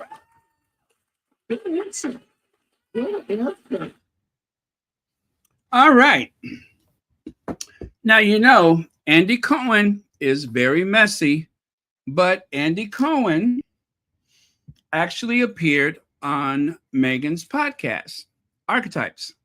Andy Cohen also said that there was never going to be an attempt to woo Meghan to the Housewives show. And I believe Meghan said that she had actually considered it long before Harry. But it's as though he has the deepest respect for Meghan, and she has a newfound respect for him. So it was a win-win for everyone involved. But he's a messy one. And because he's so messy, I think it is the ultimate compliment that he thinks so highly of her. I'm really touched by that. I mean, he's not a bad guy, but he's made his money from the buffoonery that people have, you know, committed on his platforms. So that a lot of people struggle with. It doesn't necessarily put Black women in the best light. Yes, it's true. Nobody's like twisting their arms to make them go into those spaces. And I think more should be done, not by the show, not by Andy Cohen, but by responsible parents to teach children that this genre called reality TV is anything but reality. Right? There's a lot of coercions. They feed them lines and all kind of things that make it something that it really isn't, if that makes sense. But yeah, he can be quite messy. But like I said, it doesn't seem as though he wanted anything from Meghan. He appeared on her podcast, and he just said very clearly she's not going to be offered anything like that. But don't be surprised if you don't see Meghan in the space that that these people are in right now. That's a possibility. It could happen. You guys, David Letterman had been very cruel with Oprah Winfrey. As a matter of fact, he just flat out hurt Oprah's feelings. And he learned a very important lesson because of that. And so when let me see, I forgot what the occasion was, but Oprah had some kind of show or something, and she appeared on his show, and they, publicly discussed whatever it was or was not. And then he took her arm and walked her over to another studio, or was it for the Color Purple, for the premiere of Color Purple? So, even the messiest of people are capable of some level of humanity. And that was a great night for not only Oprah, but for David Letterman and anybody else who needs to learn a lesson about civility. So anyway, I'm just sharing that with you because I'm sure a lot of people don't even know what I'm talking about. But that did happen, and it was good for everybody involved, everyone. And maybe some of you all do remember that. Okay, let's move on. Oh, you know what? I'm not moving on. I'm staying with Denise Welch. I'm going to stay with her for a bit. And then after that, I'm almost done. But I have a lot to share. I want to show you a little, it's not in chronological order, but these are some of the contributions that Denise has made in some very Sussex-friendly spaces on Sussex-friendly occasions. Like the one here on the left side, of course he did not. I mean, he did. And between him and Mark Thomas and Tina Weaver at the Mirror, they ruined people's lives. And I think she's speaking of Piers Morgan, Hoghead Piers Morgan. The latter two were hacking my phone when my youngest son was having life-saving surgery. I was at my lowest ebb, and they were planting listening devices in my hotel room. Now, that is what happened to Denise Welch. That is the part of the story that the tabloids do not ever share when they're saying that Harry is holding on to the past. He's too angry. He hasn't moved on. It's time to let it go. And there's Denise Welch standing up for Harry. And like I said, by doing that, she has become a target, not because she's just standing up for him. She's standing up for her own self. She's standing up for other people. But this is why she has become a target. This is why they refer to her as having an acid tongue, right? This is why they have made out like she is this diabolical person, because she is speaking truth to power, and they do not like to be exposed.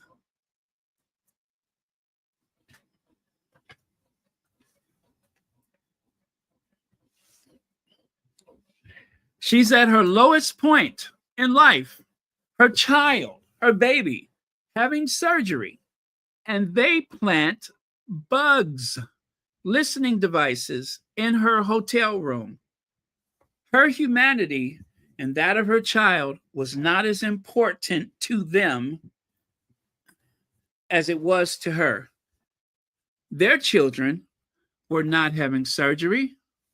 They're not related to either one of them. So why don't we put some listening devices in her hotel room? And the fact that nobody goes to jail for this is just mind-blowing. But that's why she's a target, because she speaks out. Very few people do that. Most people just take the money and shut up. They're afraid, and they should be. I don't criticize them. They should be afraid. It's not without risk to speak up.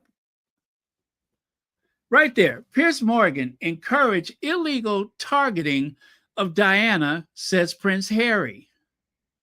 Take a look at the next one, Denise Welch.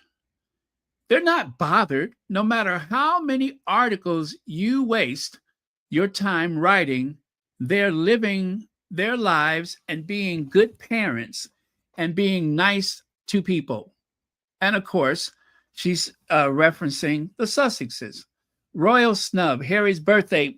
Prince celebrates 39th birthday with Invictus game family, as official palace social media accounts spend day posting about Charles, William, Kate, and Sophie with no mention of the Duke. La di effin da. La di effin da. Pardon my French. How about over here? I'm fine. And Dan Wooten, Tuesday and Friday in an hour, GB News owes me money and for the 4 months now, and there will be no sign of me until they pay it. I've fallen and I can't get up. Girl, bye. Bye, girl.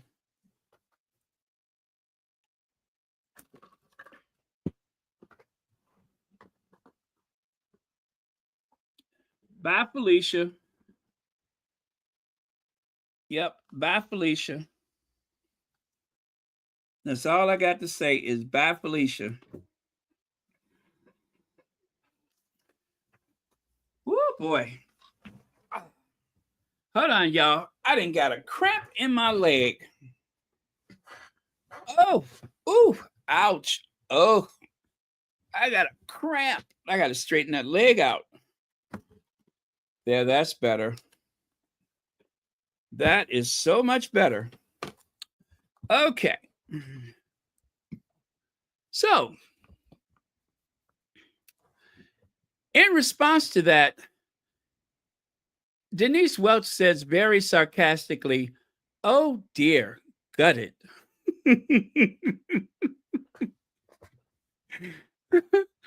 And SK said, payment upon producing proof of what you said. That was the small print. Let's see. Well, since it was all effing lies, you're going to get. Okay. All right. Thank you, SK.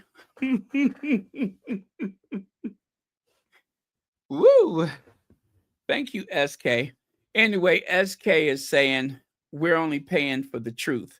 If we can prove that what you said is true, then you get your money. If it's not true, what she said, or he said, or she said. Now, and then on the right, Harry and Meghan Netflix documentary is putting royal family at risk from extremists. Ex-head of royal protection, Di Davies, says couple raised credible threats after attacking their relatives over racism. I could say without hesitation that the whispering campaign, the leaking, and the briefing has put more risk upon the Sussexes than any possible perceived risk that the rest of that misfit family has. End of. I don't even need to explain.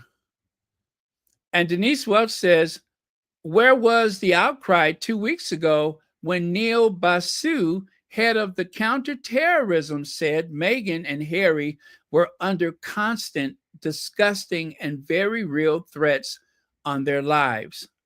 You see how fast she responds? I mean, Denise calls them out immediately, and she knows what she's talking about. Okay. And of course, it's not the one on the left, it's the one here on the right. But anyway, these two are stuck together, so that's why you see Omen Scobie. So many journalists pretending not to have a clue what this refers to. And what she's speaking of is they were happy to lie to protect my brother. Prince Harry drops bombshell in new Netflix trailer. Well, the thing is, let me give you the Meghan version. They were willing to lie to protect other members of the family, but they would not tell the truth to protect my husband and myself, or me and my husband. That is how Meghan says it. Now, this version, well, that comes from The Independent, so they wrote it the way they decided to write it. But if you're going to quote the Sussexes, do it properly. And like Denise says, the journalist pretending not to have a clue what this refers to. They know what it means. They know exactly what it means because they know what they've done. Now, to get a better idea of how Miss Welch was affected, take a look at this.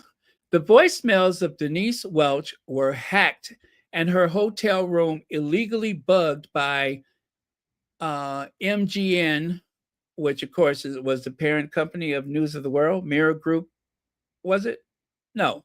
Were they the same? Anyway, by MGN in 2002 and 2003 at the order of Sunday Mirror editor Tina Weaver and Mark Thomas, both Morgan proteges who have never faced criminal charges despite clear admission of wrongdoing. I repeat, they never, ever faced criminal charges despite clear admissions of wrongdoing. And the payment of damages to victims on their behalf by the former employers. Welch likened the lack of official action to the Post Office Horizon scandal or the enabling of Jimmy Savile. She said, so many lives were devastated by the top decision makers at Mirror Group, yet none has faced justice despite masses of evidence coming out of Prince Harry's case and hundreds of others. It went far beyond phone hacking, which is all Piers Morgan denies. My hotel room were bugged by people working directly for Mirror editors. I was then entrapped into talking about things that were my private business, which was incredibly cruel. Like many, I lived for years without trusting a soul. The impact was huge for my family and I. I believed for a long time that an actor friend had sold a story on me. Friendships were wrecked. At that time, my young son was seriously ill in Alder Hay Hospital and needed life-saving surgery. The thought that people were listening in on my life during this distressing time and continued to do so for years sickened me.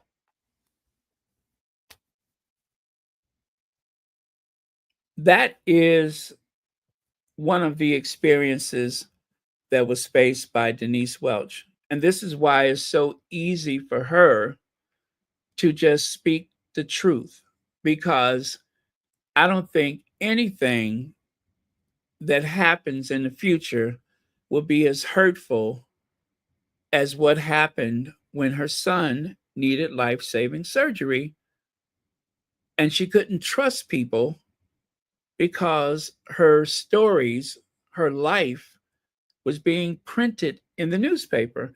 And for people who still don't exactly understand what this means, it means that your every private conversation and action that involved your telephone, or in her case, her telephone and the hotel room where there were listening devices planted, the most intimate conversations were actually uh, put in the next day's paper. It was literally a streaming of consciousness of your life in the paper.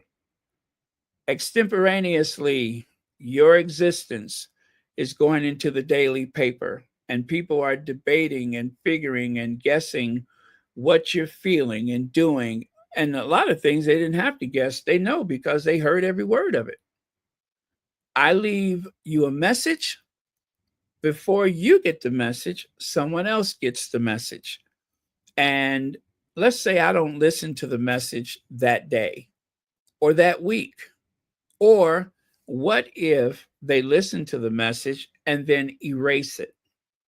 And I have no record, no recollection of anything because I didn't get the message. How much of that could anybody take before they began to lose their sanity? How much of it?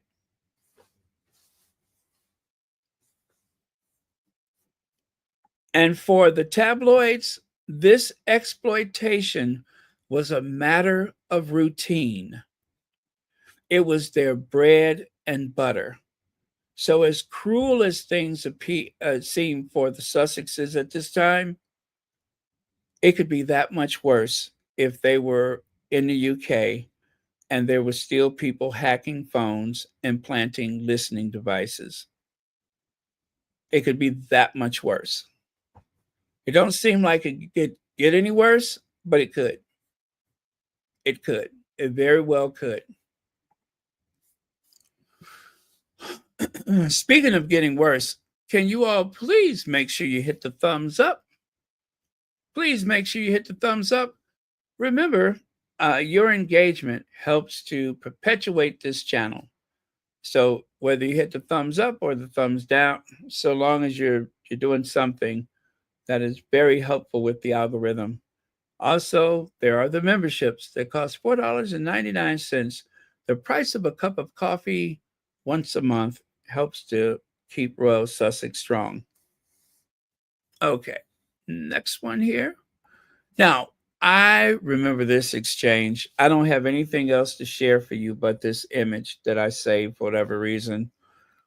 That person on the right side almost caused Denise to slide out of her chair. She was literally holding her head, holding her hands up to her face with frustration because the lady on the right side of the screen was using all of the talking points that all of the Royal Rota use where the Sussexes are concerned. And Denise had had about enough of it. She had had about enough of it. And she became quite emotional when this lady sat there and pretty much gave the talking points that in no way reflected anything to do with the Sussexes. It was what the palace, it was the palace version of things. Not a real breathing, sensible person, but the palace. And Denise got very, very frustrated.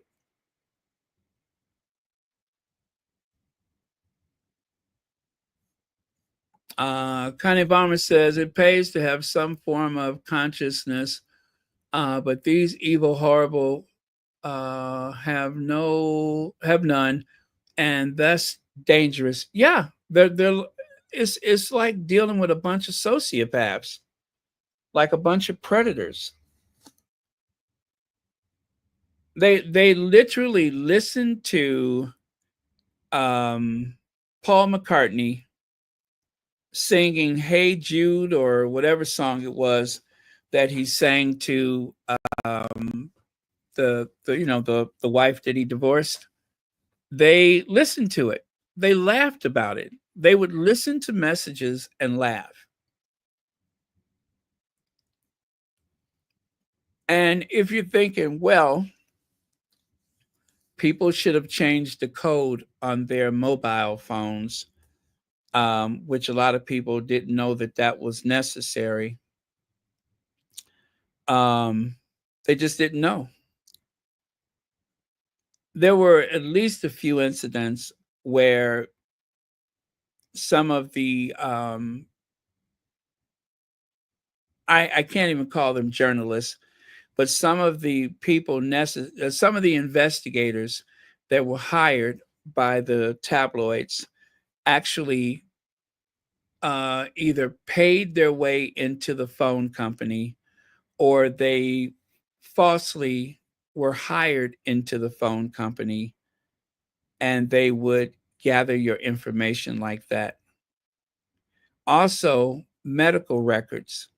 If they could not fake their way to get the information, they would pay someone on staff if they could. They would pay people for the information that they wanted.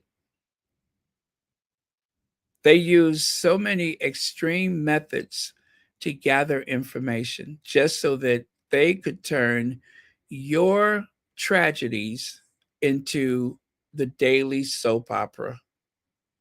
Your tragedy becomes a daily soap opera.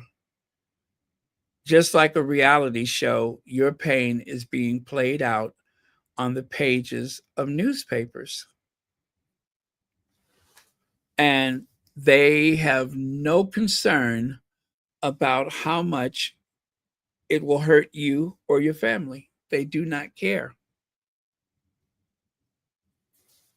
They do not care. And in most instances, nobody went to jail. Nobody went to jail.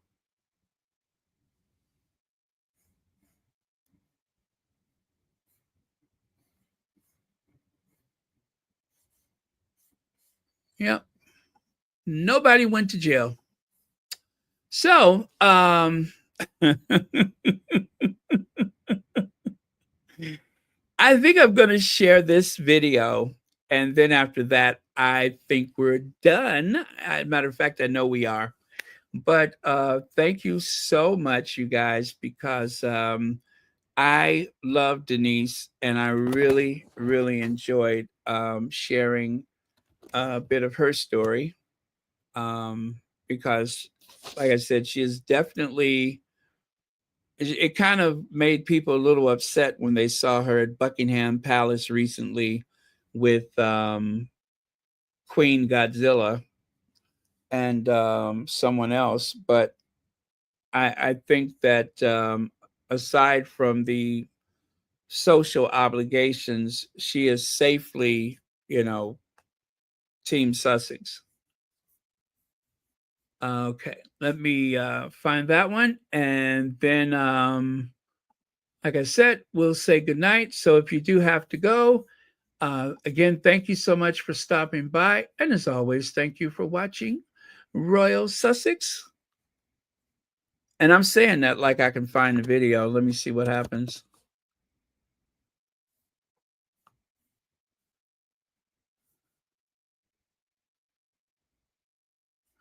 Oh, there it is.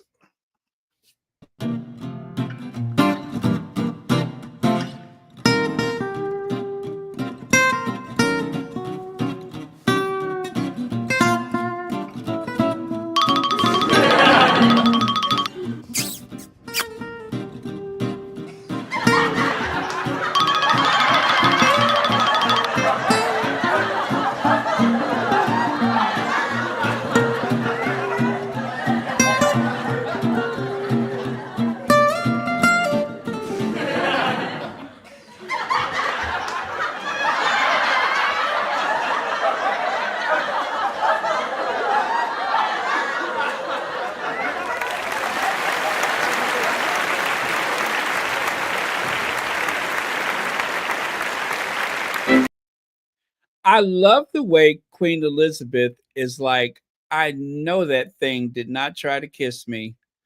I just know that thing did not try to kiss me.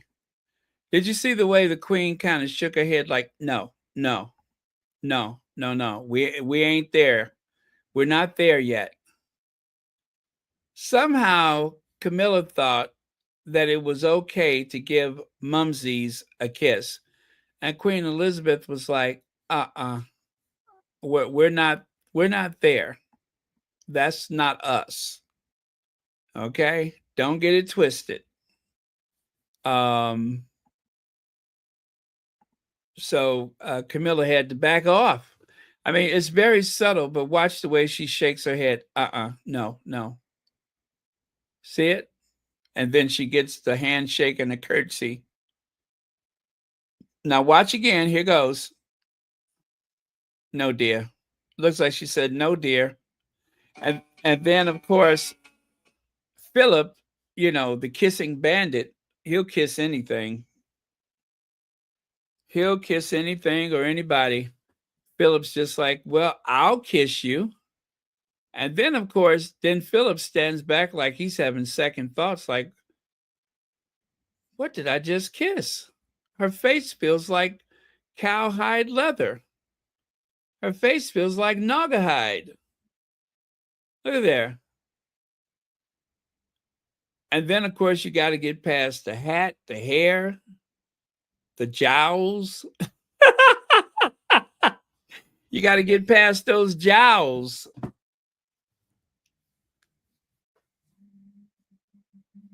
Don't you love that face? The Queen is like, I see, I told you she wasn't kissing me. Yeah, the Queen's like, yeah, no, no, no, no, not me.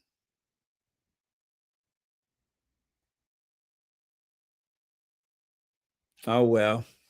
So, again, you guys, thank you all very much. I had a great time this afternoon. Of course, I'm not coming back later. This will be it for today. So, unless something spectacular happens, I will see you all tomorrow. Tomorrow. I love your tomorrow. You're only a day.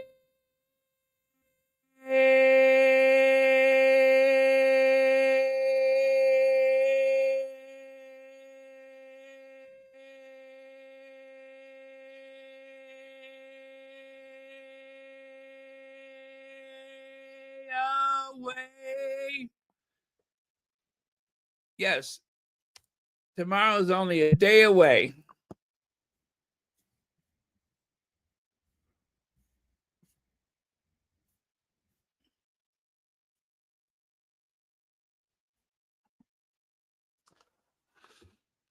Of course, I am I'm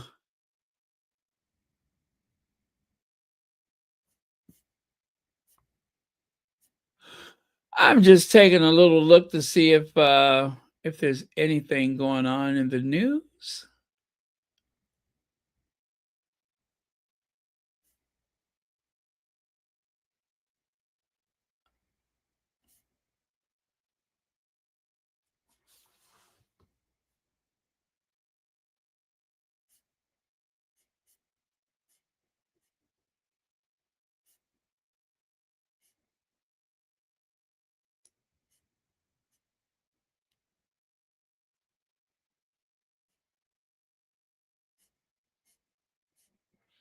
Oh, by the way, I'm still here. I'm just checking out the news here.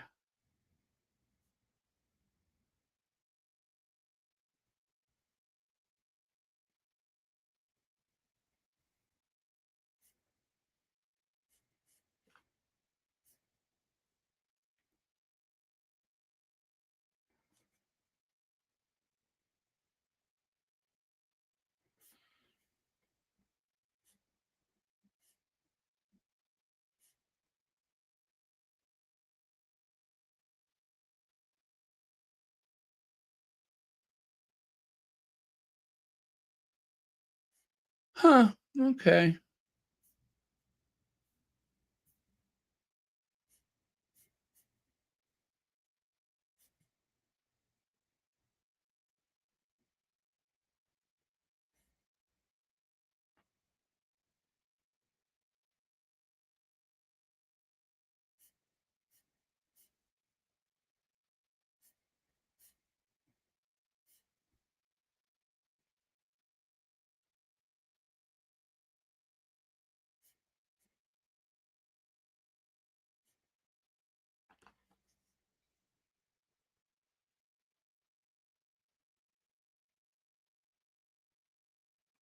Huh, okay. Well, I don't see anything, you guys. I was hoping for like anything with the Sussexes tonight, but I don't see anything. I guess we will see our Duchess for her birthday, maybe? Let me see, what's the date? Yeah, we might see something for her birthday. And it's okay if we have to wait that long to make it that much more special.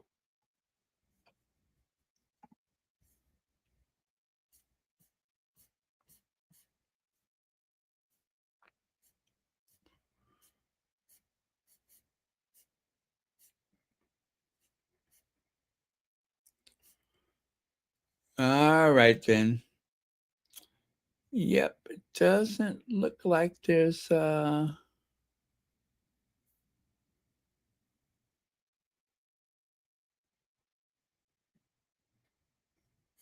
yeah. Oh, what is that?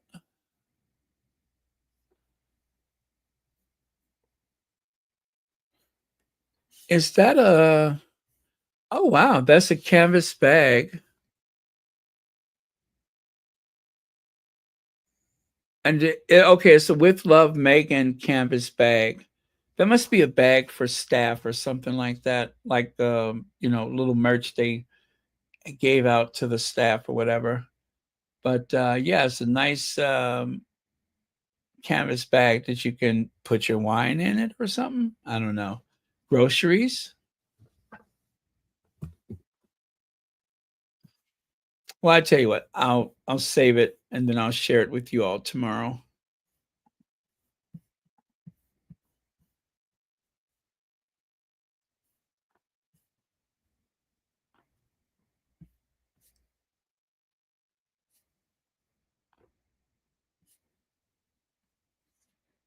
Well, okay.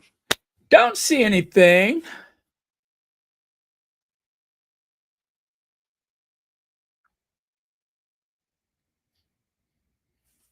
Nope, I don't think Harry is going to respond to his brother. I don't think so. I don't think he should. William is struggling to seem relevant and a part of everything, and that's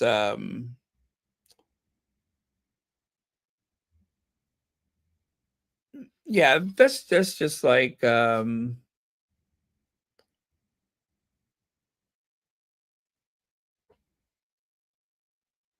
yeah, it doesn't mean anything. Harry's not going to answer that, and I don't want him to.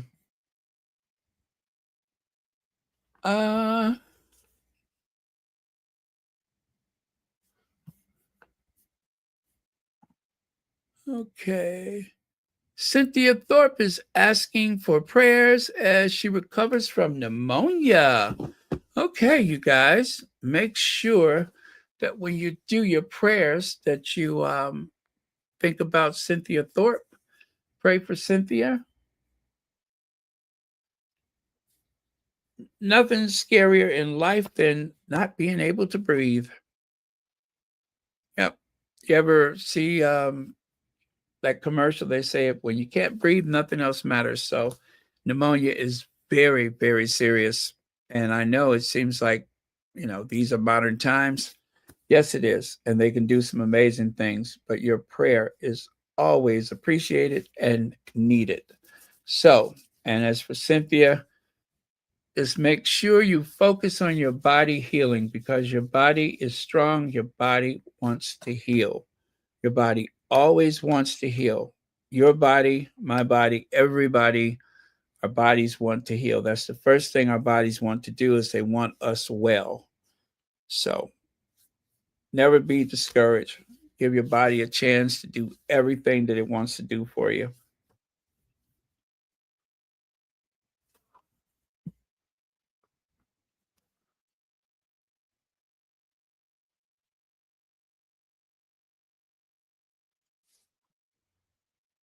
Thank you, Lady Metatrons.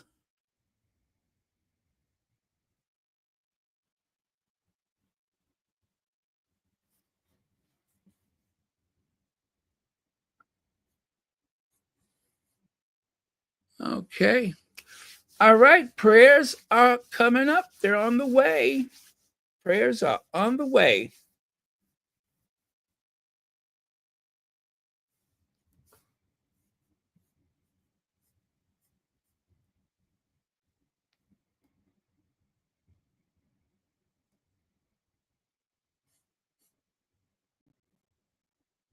Oh, 47 months. I didn't notice that.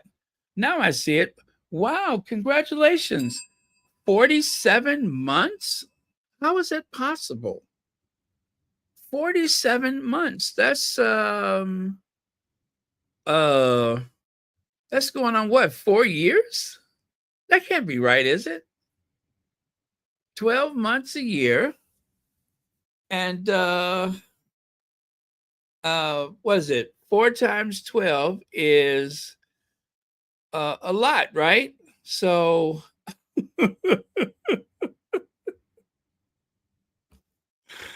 my goodness, how is that possible? How is that possible? That is crazy. How is that possible? Legs, I didn't say hi to you today. Hey, Legs.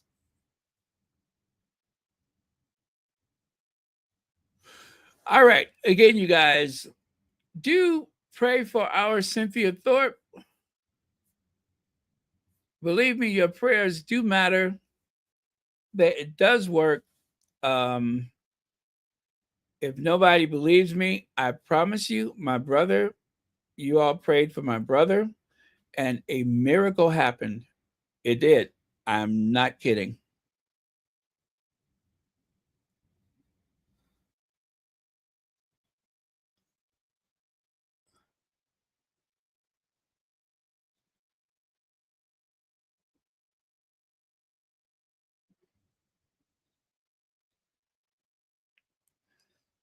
Okay, prayer warriors and everyone. I am going to say goodnight. Thank you so much. I have had a great couple of days here. It's I don't know. This has been such a great week. Even though we haven't seen our faves, it's been a really good week.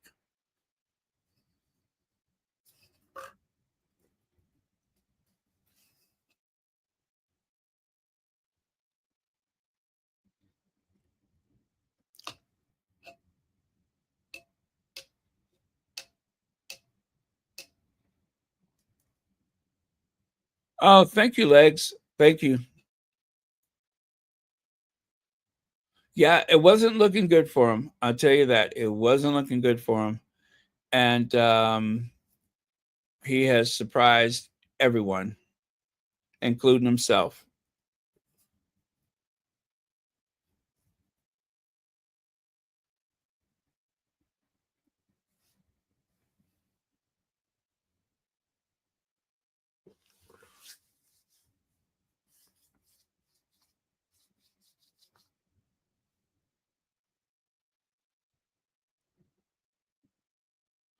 Oh, Joy of More, you got 2 more hours at work?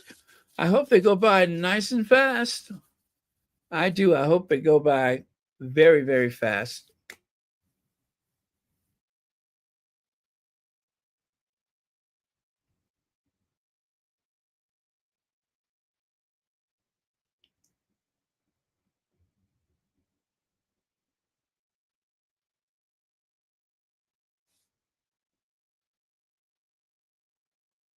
Okay, here it comes. I just love Once Upon a Royal Sussex. I never get tired of it.